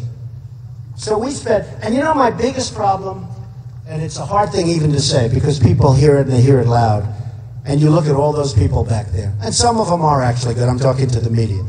But the hardest thing for me is if I were a father or a mother and I lost a son or a daughter in Iraq, and I see what the end result was with these stupid, incompetent politicians, I wouldn't know. I wouldn't know how to explain it to those people. To me, that's the single hardest thing. How do you explain it to a mother or father, great Americans, they love the country, that we fought a war, no problem with winning with these people, with the people that we have in our military. We beat anybody. Even with the bad funding, even with the bad equipment, because, you know, we give our best equipment to the enemy. You know that. You know the story. I tell it all the time. 2,300 armor-plated Humvees, the best in the world. The wounded warriors wouldn't be wounded if they were in them instead of the garbage that they were riding in, right? We give them to our so-called friends. A bullet shot in the air, they run. Our enemy took over 2,300. I thought it was the wrong number. How can it be 2,300? You know what that is? These are the best armor-plated ones where when the bombs go off on the road, the roadway bombs, I mean, you'll be okay. You're not going to lose your arms, your legs. You'll be okay. They're all gone. They were taken. ISIS has them, that's right, and others. Everybody has them. Everybody has them but us. We're not going to let that kind of stuff happen anymore. We're going to be smart. We're going to be smart. We're going to be smart, and we're going to be tough. And we're going to be tough. And when we help other countries, they're going to help us, or they have a problem. And when we defend Japan, and when we defend, look, I love South Korea. I buy so many televisions, thousands of televisions. I told the other day, 4,000 televisions I ordered for a big job I built. Great job. They're all coming, all the bids, South Korea. I said, do we have anybody in, like, the United States? Nobody. There's nobody. There's nobody. There's Sony in Japan, but they lost their way. They're not competitive price-wise. But so there's Samsung, there's LG. They all come out of South Korea. They're making a fortune. They have one of the great, great money machines ever. We defend them for nothing. For nothing. We have right now 28,000 soldiers between that mad maniac, who, by the way, has nuclear weapons. You know, we're going after Iran, and I will tell you, we will do so great. I'll have that thing figured out so fast. But that's not a bigger problem. You got North Korea that has nuclear, and nobody talks about it. You know why? Do you ever have something that's so sort of like, oh, I don't want to talk about it, it's such a bit. That's what it is. All guys don't want to talk about it. It's like this. She says, because we're stupid. We're stupid. No, stupid, we're afraid, we have no vision, many reasons. But we talk all the time, Iran, Iran, Iran. And what we did is horrible. It's the single worst contract I've ever seen of any kind. I mean, real estate, I mean, business. You can't get a worse deal. We don't even get our prisoners back. By the way, before we get back to North Korea, our prisoners, the other day, they should have come with a deal. For $150 billion, we don't get 4 guys back. $150 billion, we don't get. One's in there because he's a Christian pastor. I met his wife. She's so nice. She's devastated. She doesn't know what's happening. We don't get our people back. $150 billion. They're going to have nuclear weapons within 10 years. After 10 years, it's a guarantee. Israel is really in trouble. I will tell you, but we'll protect. Israel's not in trouble if I win. That I can tell you. They're not in trouble. Believe me. I mean, Obama is the worst thing that has ever happened to Israel. Honestly. I can't, it's hard to believe what's going on there. But if I win, Israel's protected. That I can tell you. That I can tell you. And Bibi's a friend of mine. He can't even believe it. Can't believe it. It's like, what did we do wrong? What did we do wrong? And they have been a stable source. They've been our friends. They've been so many different things. So we're going to protect them. But you have the Iraq and you have the Iran. Iran now is going to be a superpower. We've let them be. We don't get our prisoners. They came back to us the other day and they said, we'll now negotiate for the prisoners. In other words, the deal is done. They got their money. They have the 24 days. They have the self-inspections. How about the self-inspections? That's, to me, the greatest. You know what? I'd rather give them self-inspections than take the $150 billion back. I'd rather have the cash, but because I'll work out the self-inspections later. The cash is gone. It's gone. But how about this? And now they come back to us and they say, the deal's done. We will... The prisoners. Okay, do you believe this? Do you believe this? Instead of going in... Did you ever see a negotiation take so long? Instead of going in years ago, when it started, years, it's been going on forever. Kerry goes in bicycle races, breaks his leg. No, it's been going on forever. It's been going on just forever. So what happens is they come back to us now and they say, years later, they say, we're going to negotiate with the prisoners. So we say, what do they want? This is what they want. We want 19 people that we have been trying to get for a long time. We want 19 people. We won't give you back 4, we'll only give you back 3, because the other guy had a phony trial. He's a reporter for the Washington Post. And he looks like a nice guy. And actually, the Washington Post has been very nice to me lately. So I like him even more. It's true. But he's a reporter for the Washington Post. And he had a phony trial. So they're not going to even talk about him. So here's the deal. They'll give us 3, not 4. And they want 19. And we want many other things. Do you believe this? I want to throw a rock through the television. So what happens is this. Let's say 3 years ago, whenever this thing started, you know, they asked me, one of the great business magazines actually did a nice story on me. How long should it have taken to deal with Iran? A day, but maybe a week, okay? But no longer than a week. A week is too much. Because what happened, this took years. I don't know, was it 2 years, 3 years? It's been going on forever. And we kept giving up on every point. We want this, no. Okay. We want that, no. Okay. We got nothing. We got nothing. Those days are over, by the way. But we got nothing. So now, at the beginning, what we do, if they have the right message, you know, I can give you words, and I can take somebody here, I can take Kerry, and give him the exact words that I say. He won't get it, and I will. It's tone. It's something. It's something. Somebody, I made a deal a couple of years ago, and they interviewed one of the people, and it turned out to be a great deal. I was so proud of that deal. Oh, you know, you're not allowed. Are you allowed to use bad words here? No. You know, the problem with using the bad word, then they say, he used foul language, one little bad word. It doesn't even have to be a bad, it just has to be a little bit bad, just like slightly. The headline is Trump, so I'm not using a bad word. So I was going to say, boy, did I really, them. So instead I'll say, I took advantage of people that weren't as smart. Anyway, they interviewed one of the people on the other side, and they said, and the guy was a really nice guy. It was, a lot of things happened, including timing was better for me and stuff, so a lot of things happened. But he said something that I thought, at first I was a little insulted, then I realized it was a compliment. I called him, I said, was that a compliment? He said, yeah, Trump did beat us in that. He's totally unpredictable. This guy's totally unpredictable. And I said, well, I called him. I said, was that good? He said, yeah, we couldn't figure you out. I said, I thought that was it. And what I said is, we need to be unpredictable. We have to be unpredictable. We have to do something about North Korea. By the way, before I get back, we have to do something about North Korea. Have to do something about it. And here's who solves the problem. China! Because China is very smart. They buy apartments, they pay me $25 million, more. 25 is like a cheap one nowadays, okay? They give me a fortune.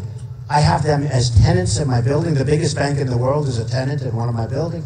China's great, they're fine. I mean, you can't blame China if we have people that are incompetent represented. You can't be angry at China.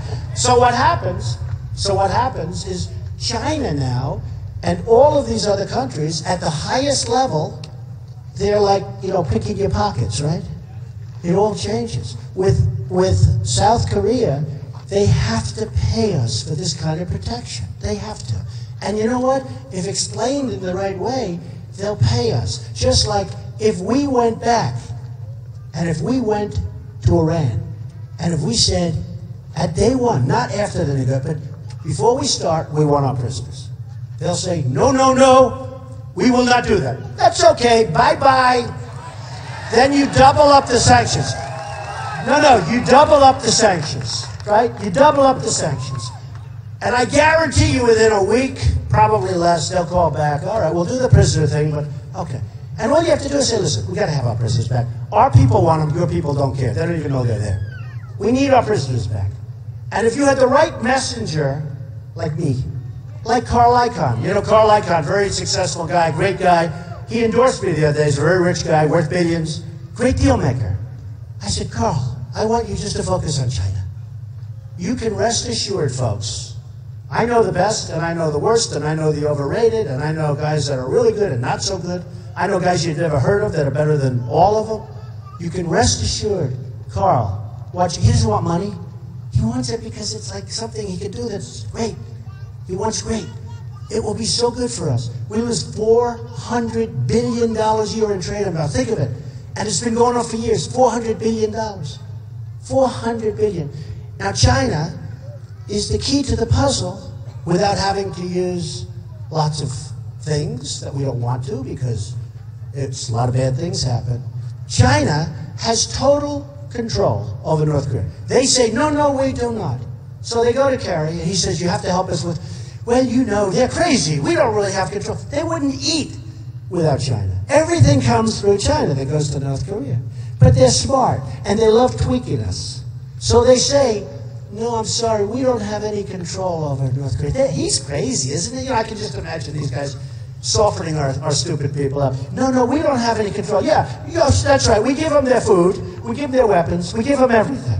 No, no, we have no control. All they have to do is stop one little supply route. They'll starve to death. So China has no control, and that's what they told. And Kerry was on television 2 weeks ago saying, well, you know, China doesn't have the control that people think. Oh, great, thank you. Because they said, because China loves this. China loves this. China in Afghanistan, you know, we're in Afghanistan, and it's got big mountains, very big mountains, rough. They're great fighters. They've always been. They destroyed Russia. They destroyed because Russia couldn't beat them. And that's when you had the Soviet Union. That's why it became Russia, because they went bust.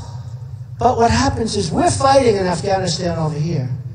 And on the other side, nobody knew this. Afghanistan has tremendous wealth in minerals. Nobody knew this. I didn't know it. Tremendous wealth. You have these massive excavators from China on the other side of the mountain taking out all the minerals. So we're fighting. They're taking out the minerals. Who is the largest purchaser of Iraqi oil? China. They didn't spend 10 cents on helping us. They didn't lose anybody. They buy the oil, and they buy it from ISIS too. So we end up with that. We just don't get it. So I would have said what we do, and what we do very, very strongly. I want our prisoners. We would have had them. I would have doubled up the sanctions. We would have made a phenomenal deal, because I love having a deal. But it's got to be a great deal. The worst thing is a bad deal. And I will tell you, see the book? Hold that book up. Let me see that book. Get that book. No, that one right there. Come here. Good shot. You almost, give me that book. Give me that book. That's a good book. This one, very good. So how many people read this book? Everybody. Who didn't read it? Give me that book. Okay. This book, a very good book. Okay, now I've done my stuff. I wouldn't even buy, because I have a new one coming out in November 3rd, which is a tough one. So if we use our head, and you know, one of the things I have to tell you, when I was talking about Bush 2 weeks ago, I said in my book, The America We Deserve, I said that we have to be careful. We've got these maniacs. And this book was written in 2000, before the World Trade Center came down. And we've got a terrorist out there named Osama bin Laden, and we better do something about him. And I said, he goes, he gets hit, and then he crawls under a rock. All this stuff. I said it. And one of the really good MCs, a guy named Joe Scarborough from Morning Joe, somebody was in, they said, you know, Trump actually predicted, because all these guys say, well, Trump doesn't have military experience. I'll tell you what, I will be as good on military as I'm going to be on jobs and the economy. Believe me. Believe me. So I wrote a book called The America We Deserve in the year 2000, before the Trade Center came down. And Joe said, no, wait a minute. Do you mean, what, that name? That's before the building came down. He couldn't believe it. Nobody could believe it. That's what I did. I do that. I do that. Because he was a terrorist at the time, and he was always threatening us. And I said, we better be careful with this guy. I saw him one time. I said, we better be careful with this guy. I was on television. He was really saying bad stuff.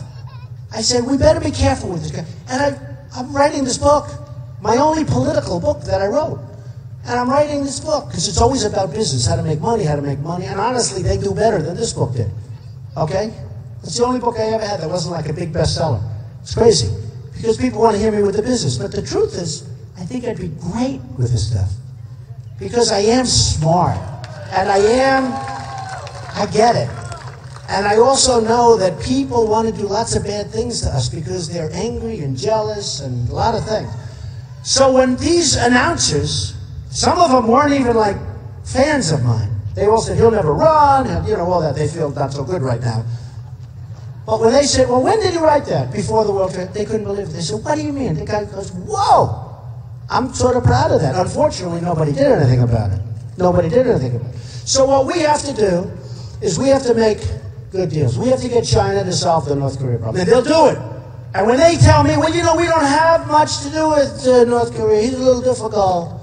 I say, fellas, get your ass out of here. You better take care of that guy. And I'll tell you why. Well, let me explain. So somebody would say, you can't talk to China that way.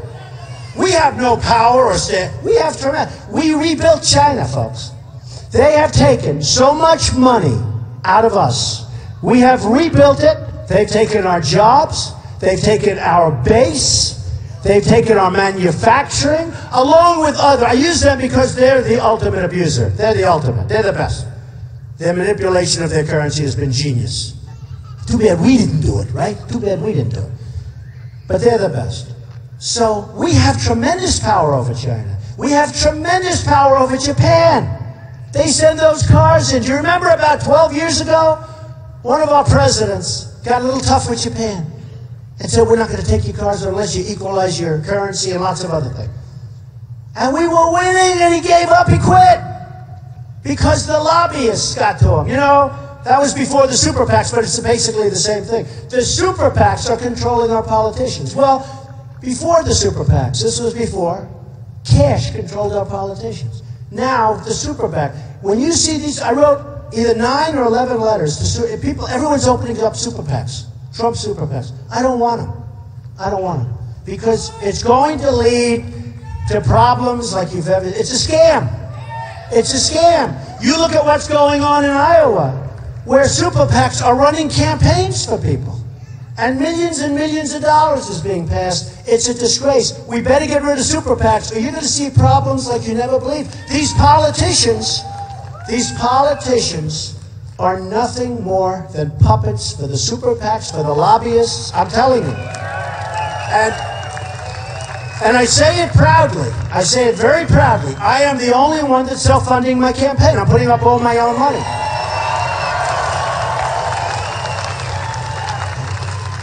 I actually feel foolish because so many people want to put me, you know, you're a number one position. Everyone wants to, Don, I have $5 million. I'd like to, I won't take it. I feel like it's like not my life. My whole life I take money. I'm good at that. I'm good at that. That's Hillary.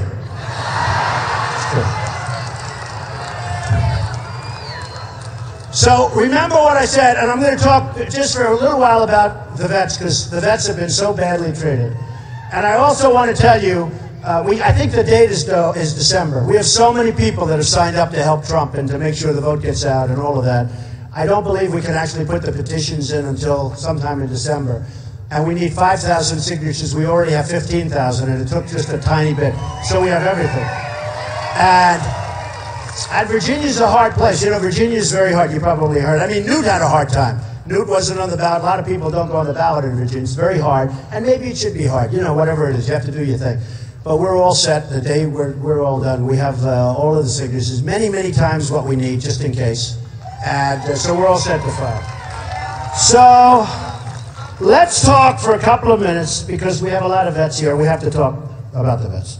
And we have to talk about what we're going to do with the vets, because the vets are being treated very badly. And we're filing with those folks back there. We're filing big plans today about our concept for the vets.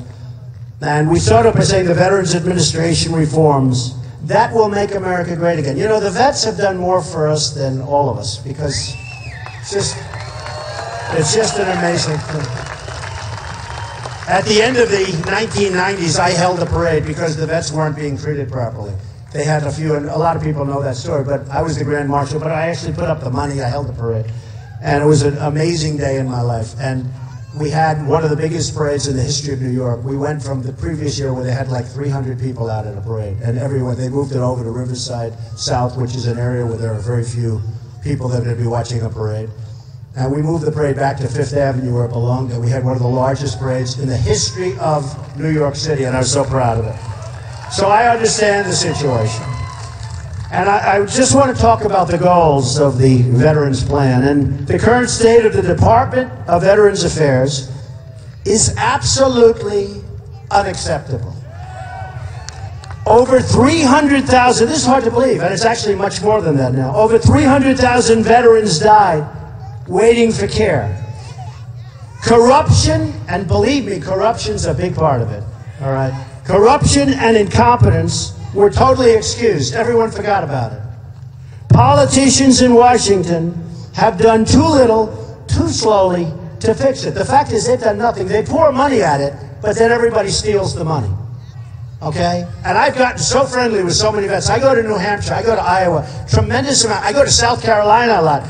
I've gotten friendly with some of the vets. They tell me stories where they wait 5, 6, 7 days, and then when they're going to see the doctor says, I can't see, I'm going on vacation, and things are happening that are just bad.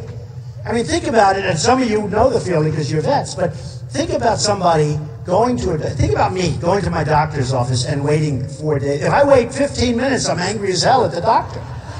I'm saying, what took you so long? But these people are waiting days and days. As of about 2 months ago on a Wednesday, it was the longest wait in a waiting room in the history of the Veterans Administration. So it's a disgrace. That's not going to happen with me, but let's talk about it.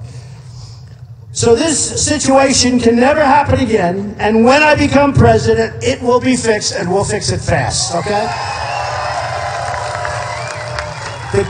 Thank you. The guiding principle of the Trump plan is ensuring that veterans have convenient access to the best quality care. I want them to have the access that I have. To further this principle, the Trump plan will decrease wait times, improve health care outcomes, really improve them, and facilitate a seamless transition from service into civilian life. You know, you have people that have been out on the battlefield. They've been in Iraq and they've been in Afghanistan and they come back here, and you know, it takes a while. It's hard. You got to adjust. It's common sense. So, a few of the points. The plan will ensure our veterans get the care they need whenever and wherever they need it. No more long drives. People drive for a day. No more waiting for days and days. No more excessive red tape, which is unbelievable. One of the real problems is the red tape is so incredible. Just the care and support they earned with their service to our country. Simple. We're going to support the whole veteran, meaning everything. All parts of the veteran. Not just their physical health care, but also by addressing their visible wounds, investing in our service members' post-activity duty success. We have to help them. We have to help them get back. And we're going to transform the VA to meet the needs of the 21st century, because it's different than it used to be. Times are different. Things are different.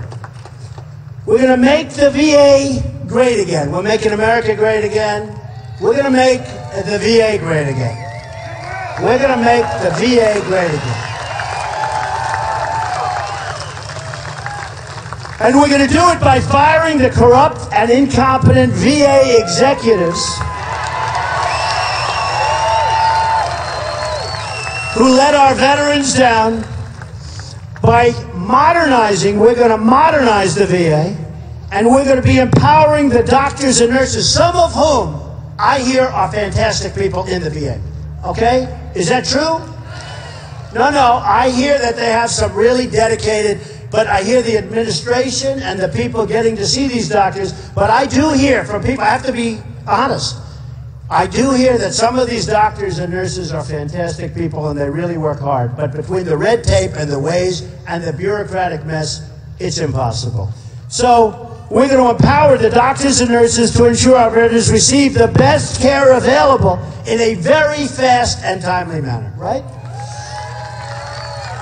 The plan gives veterans the freedom to choose and the forces, and remember this, the VA, so that the VA has to compete with other places.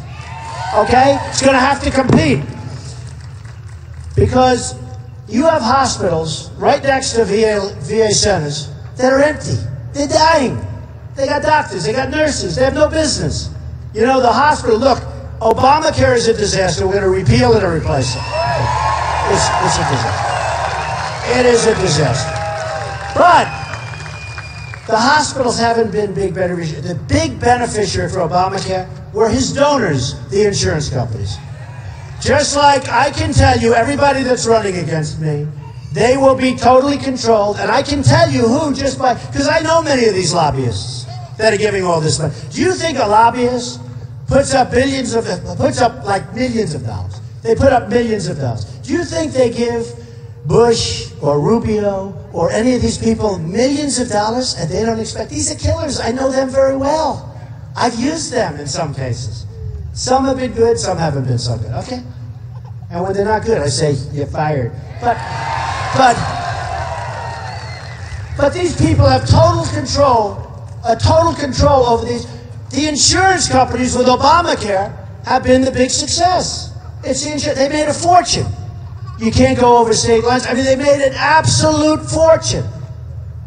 We have hospitals, both private and public, and we have doctors, and you're losing a lot of your doctors because of Obamacare, because they need more accountants than they have nurses. It's so complicated. So we're going to end it. We're going to end it. Okay. Now, politicians in Washington have tried to fix the VA by holding hearings and blindly throwing money at the problem. They did it a year ago. They threw money. The money's gone. Nobody knows what happened to it. You remember, I won't mention the name of the person, but a certain person threw a lot of money at it. It's just a waste. It's not even a money problem, because we can save. It's like I'm running for president. I have spent less money than any other candidate running for president, and I'm number one. Now, think of it. No, think of it. Think of it. So I've spent, and a big part of what I spent is my airplane, which I get reimbursed for. So that shows here, but I spend even less than people think. You have to put down market value in your plane, whatever the hell it is, so they put it down there. So it's actually even better. But I've spent less money than any other candidate. We're number one. Others have spent $28 million. I think if I net it out, I'm like at $1 million, right? So far, it's been a good deal, right? So far. But think of it. No, but think of it.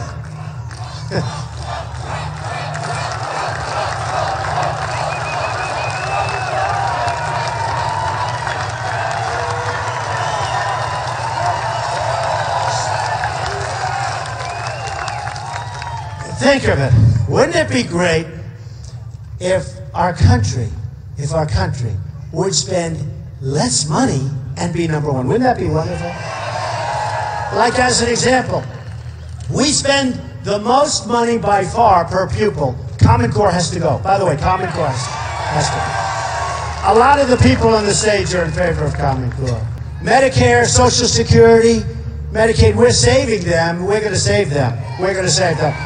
But, and honestly, in all fairness, Ben Carson wants to abolish Medicare. You can't do that. No, you can't do it. Well, why didn't you show that in the polling booth, okay?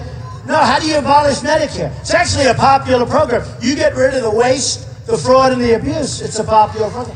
But wouldn't it be nice if our country would spend less money and be number one in terms of success? So in education, we spend double the money, I believe, of number two, and we're ranked number 28 in the world. We have third world countries that are ahead of us. So we spend the money. So it's not just, even with the VA, it's not the money. Because they just keep throwing more and more and more, and people steal it, and they're bad.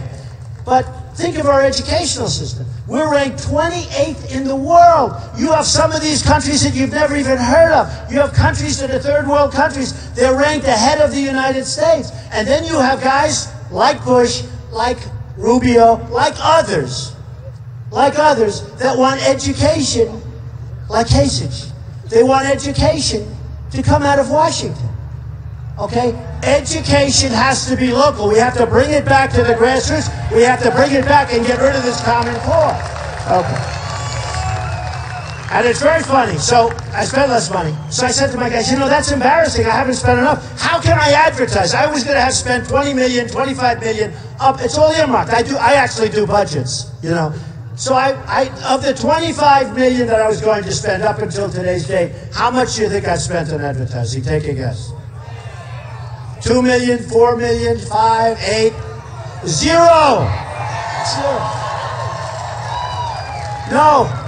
Because I get good ratings, by the way. So the first debate had 24 million people. In the history of cable, it was number one. Second debate on CNN, that was on Fox. Second debate on CNN had 23 million. In the history of CNN, with all the floods and wars, the history of CNN, they never had, I mean, people would watch, like a tiny audience would watch. They had 23 million. So you had 24 million. Then the other day, by the way, was this guy John Harwood, was he a dope? What a dope. What a fool. And, you know, when you get bad people, and look what it cost NBC. It hurt their reputation. It's a shame, actually. But he was really a jerk. But at the same time, I don't care. I don't want the Republicans to look weak, like we're not afraid to take, you know, we're afraid to take questions. And, you know, in many ways, I like it because it shows you can answer any question. You know, it's like, we got to handle Putin, we got to handle China, we got to handle all these people, we got to take care of ISIS. But we're afraid to have a tough question. Who hits me with besides that, I got all the tough questions, nobody else. So yesterday they had a record, the biggest in the history of CNBC. I think it was 16 million people. How many people would have watched those 3 debates if Trump wasn't in? Take a guess. Very few. Very few. Oh, it would have. People would have said, Alice, let's watch the game, okay? Believe me. I had one very good, The Herd. I was watching him the other day, sportscaster, good sportscaster, and he's saying, you know, I couldn't watch the World Series. I'm fascinated by Trump and the way he talks. This is a guy, you know, Colin Hurd, The Herd. And he's a good guy. I'm in someplace. I'm in one of my favorite places, Nevada, where we're leading in every poll and leading with Hispanics. And I'm watching it. And I'm just watching the sports just to see who won the Met game. And he starts to say, you know, I couldn't watch much of the game. I love Trump. This guy, I love the way he speaks. I love Trump. I kept watching the debate. And when the other guys went on, I went to the game. But when Trump came back, I went back. And I'm saying, this is weird. I'm watching them, and they'll check. You'll have to check. The herd check them just to make sure I'm right. You know, I can't say anything that's false, because when I say things that are false, the next day I end up with big questions. Because every word I say, they cover. So get back to the plan. So the politicians in Washington, they've tried to fix the VA by holding hearings, hearing after hearing, you've been to many of them, and by blindly throwing money at the problem. None of it's worked. In fact, wait times were 50% higher this summer after all that money was spent than they were a year ago or ever before. And that's because the VA lacks the right leadership and right management. And it's time we fix this whole thing, and it's time we stop trusting these incompetent, know-nothing, all talk, no action politicians in Washington. I will fix it. And by the way, and I have to say it, and I don't care, because look, if this works out, I'm going to make America great again. If it doesn't work out, hey, that's okay. Okay? But it's time we have to say it. I like Ben Carson, but there's no way he can fix this, folks. There's no way. There's no way. You know, I've made a lot of money. Deals are people. Deals are people. And you got to analyze people. And I can look at people, I can tell you. I'll get along with Putin. I was on 60 Minutes with Putin. He was my stablemate 3 weeks ago. We got the highest ratings in a long time on 60 Minutes. You saw that, right? He was my stablemate. I believe I'll get along with him. It was Trump and Putin, Putin and Trump. I'd even let him go first if it makes us friendly. I'll give up the name. I'll give up that place. But I was on 60 Minutes 3 weeks ago. I'll get along with him. Right now, you watch Obama. Oh, boy.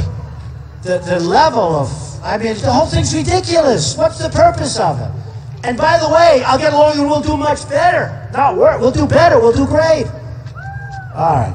So, under a Trump administration, all veterans eligible for VA health care can bring their veteran's ID card to any doctor or care facility that accepts Medicare to get the care they need immediately. Immediately. Our veterans have earned the freedom to choose, and they have. They have earned the freedom to choose. And they can choose better or more convenient care from the doctor and facility of their choice. And I will tell you, it will cost us less money. It'll be better than having these massive lines and everybody waiting and everybody going wild. Some centers, you'll probably get rid of them and you'll sell them and let somebody build apartments or buildings or something. We'll take care of, and now you'll be able to choose your doctor. Remember Obama said, choose your doctor, choose your plan. 28 times. The Democrats fell for it. I have friends that are Democrats. I get a lot of friends that are Democrats too. They were lied to. They were defrauded. It's a fraud. 28 times he said, you'll have your own doctor. He knew you didn't have it. The guy who drew up the plan, remember? Where they caught him in his stone cold. He said the people are stupid. They believed it. He said the people are stupid when he thought he was talking to a couple of his friends. And one of his friends wasn't so friendly because he was recording the conversation. And to me, that's a fraud. And I don't understand why somebody hasn't brought suits and why we haven't won. It was a fraud. If you do that in the private world, you go to jail for what he did. Obama said 28 different times, you keep your doctor, everything. And in all fairness to a lot of these Democrats, congressmen and senators, they voted because they believed him. Because none of them read the plan. The plan's this tall. And they voted. It was a lie. It was a great, big, fat, disgusting lie. It was a fraud on the American people. The power to choose will stop the wait time backlogs and the force of the VA to improve and compete the departments will become efficient. And if they're not efficient, you're not going to have to worry about it. I'll worry about it because you're going to have your care. The VA will become more responsive to veterans, develop more efficient systems, and improve the quality of care because it will have no other choice. And it'll happen. Thank you. I love you too. I love you. So a few of the things we want to do, and we're going to have the plan out, and you're going to have it. It's going to be all over the place by tonight, even by now. We're going to increase funding for job training and placement services, including incentives for companies hiring veterans who are phenomenal people. So we're going to give a big incentive to companies for hiring veterans, and they're getting a great deal because they're getting incentive and they're hiring the best people. So we're going to have educational support, and we're going to create business loans for the folks coming back. All Americans agree that we must do everything we can to help put our service men and women, because we've forgotten about the women. You know, we're thinking from 25 years ago with this deal. To put the men and women on a path to success as they leave active duty by collaborating with many successful nonprofit organizations, of which there are many good ones, that are already helping. Service members have learned valuable skills in the military, but many need help understanding how to apply those skills in civilian life. It's different. If I was thrown into the military, I mean, it takes you a while to adjust. You know me, I'm pretty good with adjustment. If I'm all of a sudden in the military, it's like it takes a while. So how to apply those skills in civilian life? There's a period of time you need help. Others know how to apply those skills, but need help connecting with good jobs to support their families. We're going to help them. Still others have an entrepreneurial spirit, which we love, and are ready to start creating jobs and growing the economy. And they'll be able to do that. And we'll get some of these regulators out of the banks so you can borrow and you can help. Because, you know, the banks now, they can't do anything. They're run by the regulators. In all fairness to the banks, they're run by the regulators. When you see the president of the bank, I mentioned the word regulator, these guys come in, they run the banks. And they don't loan money to people that need it. They only give money to people. If I get calls all the time from banks, I don't need money. You see that in my statements, right? How about that? Everybody said he won't put it in a statement. Maybe it's not as good as people think. I put it in. It's much better. I'm loaded, okay? The banks want to give me all the money I want, but I don't need the money. But if somebody needs the money to create a company, create jobs, do a development, they can't get it. So some have, thank you, darling, you're awesome too. Some have that entrepreneurial spirit. We're going to help them. The Trump plan will strengthen existing programs or replace them with more effective ones to address these needs and to get our veterans working, which is they want to do. That's what they want to do. They want to work. We want to transform the VA to meet the needs of the 21st century service members. Today's veterans have a very different, and they have very different needs than, you know, is that a correct statement, would you say? I think, right? Than those of the past, different times. The VA must adopt to meet the needs of this generation of younger, more diverse veterans. We have younger veterans. In a way, they have bigger problems. The Trump plan will expand VA services for female veterans, which we have to do, and ensure the VA is providing the right support for this new generation of veterans. We're going to better support our women veterans. The fact that many VA hospitals don't permanently staff OB/GYN doctors shows an utter lack of respect for the growing number of female veterans. The number is growing so rapidly, and we're not taking care of them. We will take care of our female veterans.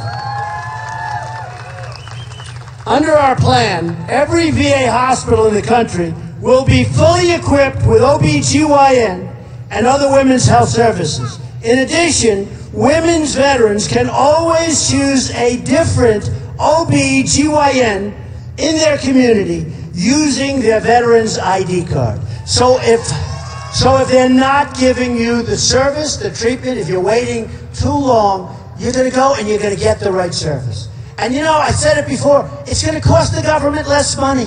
It's going to be it's going to be great service, and it's going to be less, and you're going to choose somebody and some place that you're going to love.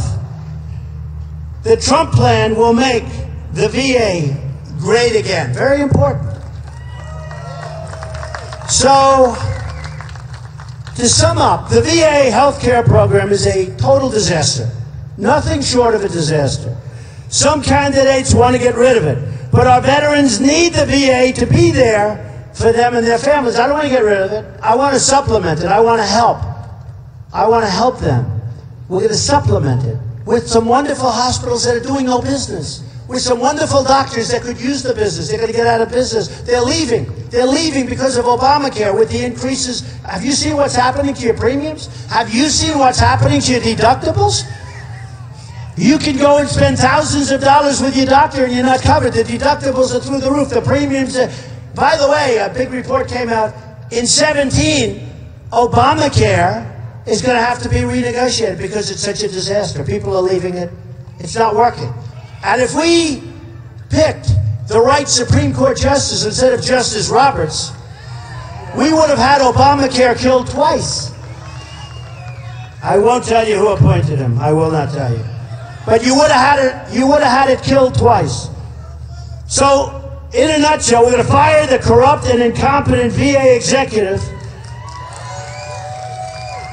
All of these executives that let our veterans down. They let them down. They let them down. Under a Trump administration, there will be no job security for the VA executives that enabled or overlooked corruption and incompetence. None. As I've said and done very well with it, you're fired. And we will. They're fired. They're gone. No, and we're not going to play games either. There's some great people out there. They're great jobs. We're going to get great people. New leadership will focus the VA staff on delivering timely, top-quality care and other services to our nation's great veterans. Under a Trump administration, exposing and addressing the VA's inefficiencies and shortcomings, and this is so important, inefficiencies and shortcomings will be rewarded, not punished. We're going to find out where it's going bad, why it's going bad, and we're going to fix it. We're going to end waste, fraud, and abuse. End waste, fraud, and abuse. Very simple. Under this plan, we'll ensure the VA is spending its dollars wisely, not corruptly, because I believe a lot of it's corruption, personally. Because nobody can be that incompetent. Okay? I mean, you're not going to be a big administrator or a big doctor and you don't know, where to spend the money. So I believe a lot of it's corruption. To provide the greatest impact for veterans and hold administrators accountable for irresponsible spending and abuse. The days of $6.3 million spent for statues and fountains at a VA facility, you saw that one. Think of it, $6.3 million. I didn't spend anywhere near that at Doral, and I have the most beautiful fountains there are. I don't know, what do you get, $6.3 million, but it's well known. And $300,000 for a manager, gets $300,000 to move 140 miles over into a little different area. Got paid $300,000. The Trump plan will clean up the VA's finances so the current VA budget provides more and better care than it does now, and we'll have money actually left over. We'll have money left over. Just like I spent the least, I got the best result. Okay? It's going to be this way. And we have great managers. It's about management. We're going to modernize the VA with and this is so important, really with 21st century, 22nd century if you want. We're going to modernize it with the greatest technology, and all of the service members and all of their families, we're going to take care of them. The VA has been promising to modernize for years without any results. I mean, and I'm talking about any results. The Trump plan will make it happen by accelerating and expanding investments in the state and art technology. I mean, you have a state-of-the-art technology, and we're going to invest money in the state-of-the-art technology. Many of the people who died waiting online, the 300,000 plus people, with one visit, they could have been okay. They would have been here. They could have used a small operation. They could have used a prescription. They couldn't even get to see their doctor. All veterans should be able to conveniently schedule appointments, communicate with their doctors, and view accurate wait times with the push of a button. 21st century. We have to empower the caregivers. These are amazing people. I made a big contribution. Elizabeth Dole does a very good job with people. I call them the angels. They're like angels. These are people, actually, who take care of their husbands and, in some cases, their wives, where a soldier comes home, he's badly, badly hurt, and a wife devotes her life to taking care of a person that she loves. And it's so tough. And these people are never spoken about. And I didn't know too much about it. And they say that if this didn't happen, the numbers that you're looking at now would be peanuts. It's a massive number of people. These are great people. They'll take care of their husbands or wives in some cases. These are really, and I call them the angels. I went to Washington. I made a very big contribution because I was going to give something. Then when I met them, I gave a good contribution. I never saw people like this. Their whole life is devoted to their husband or their wife, who in some cases is so badly wounded, so badly hurt. In some cases it doesn't work out. Some people can't do it. They can't do it. They can't take it. They can't do it. It's a huge problem. But the people that do, these are the angels. They didn't use that term. I came up with that term. I said, these are the angels. I met 78 of them in Washington, D.C. They were amazing people. And frankly, most people never even heard about this. They don't even know about it. These are family members that take care of unbelievable people that are horrifically wounded in some cases. So caregivers should be able to easily streamline treatment, and plans across departments utilize the telehealth, the whole new thing with telehealth, tools to better serve their patients. As we've seen from the private sector, the potential, and it's, a very important word because we're not using it in the VA. So as we've seen from the private sector, the potential for new innovative technology is endless. So many things are happening now where problems could be solved in one visit that you wouldn't have been able to solve 10 years ago. Abandoning the wasteful and archaic mindset of the public sector will soon give way, if I'm elected, to the tremendously effective veterans healthcare system that's going to work so well. And you know what? You've been voting for politicians for years. They'll say, oh, what is Trump doing? He's not thank God I've been a politician for 3 months.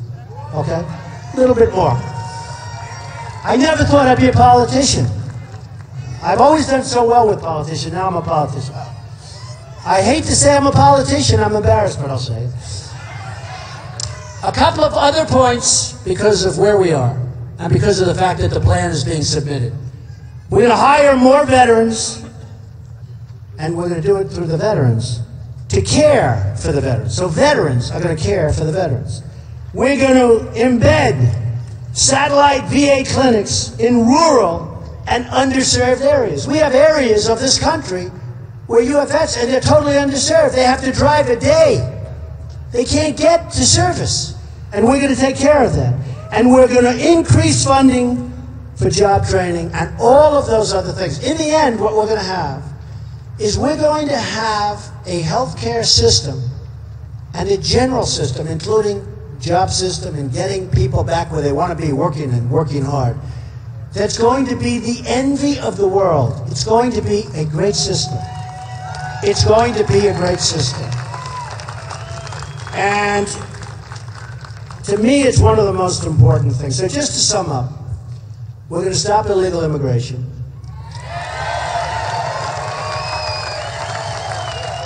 And we are going to build a wall, and Mexico is going to pay for the wall, by the way. They will.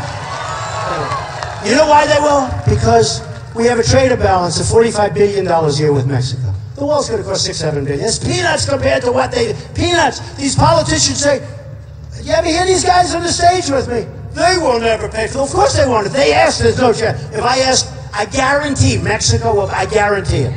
I guarantee. Remember, we give them billions of dollars. We give them billions of dollars. The government doesn't help us. The government sends people over. Why should they take care of them when we'll take care of them, okay? Why should they put them in their jails when we'll put them in ours? Then you have a situation like Kate in San Francisco and so many other situations. And boy, did I take heat when I announced. And I said, I talked about illegal immigration. For 2 weeks, the heat I took, Rush Limbaugh said the incoming that Trump took, I've never seen anything like it. And he's a great guy. But he said, I've never seen anything like it. And all of a sudden, people realized I was right. So we're going to build a wall. We're going to have people come in. They're going to come in legally. We're going to build up our military stronger than it's ever been before. Ever, ever, ever, ever. We're going to take care of our vets. We're going to make great trade deals with the smartest people on the planet. We have the smartest people on the planet, and we don't use them. We're going to make great deals. Instead of being a laughingstock all over the world, we're going to make the great trade deals. We're going to become rich again. The American dream will be back. And we are going to make America great again. Thank you. Thank you, everybody.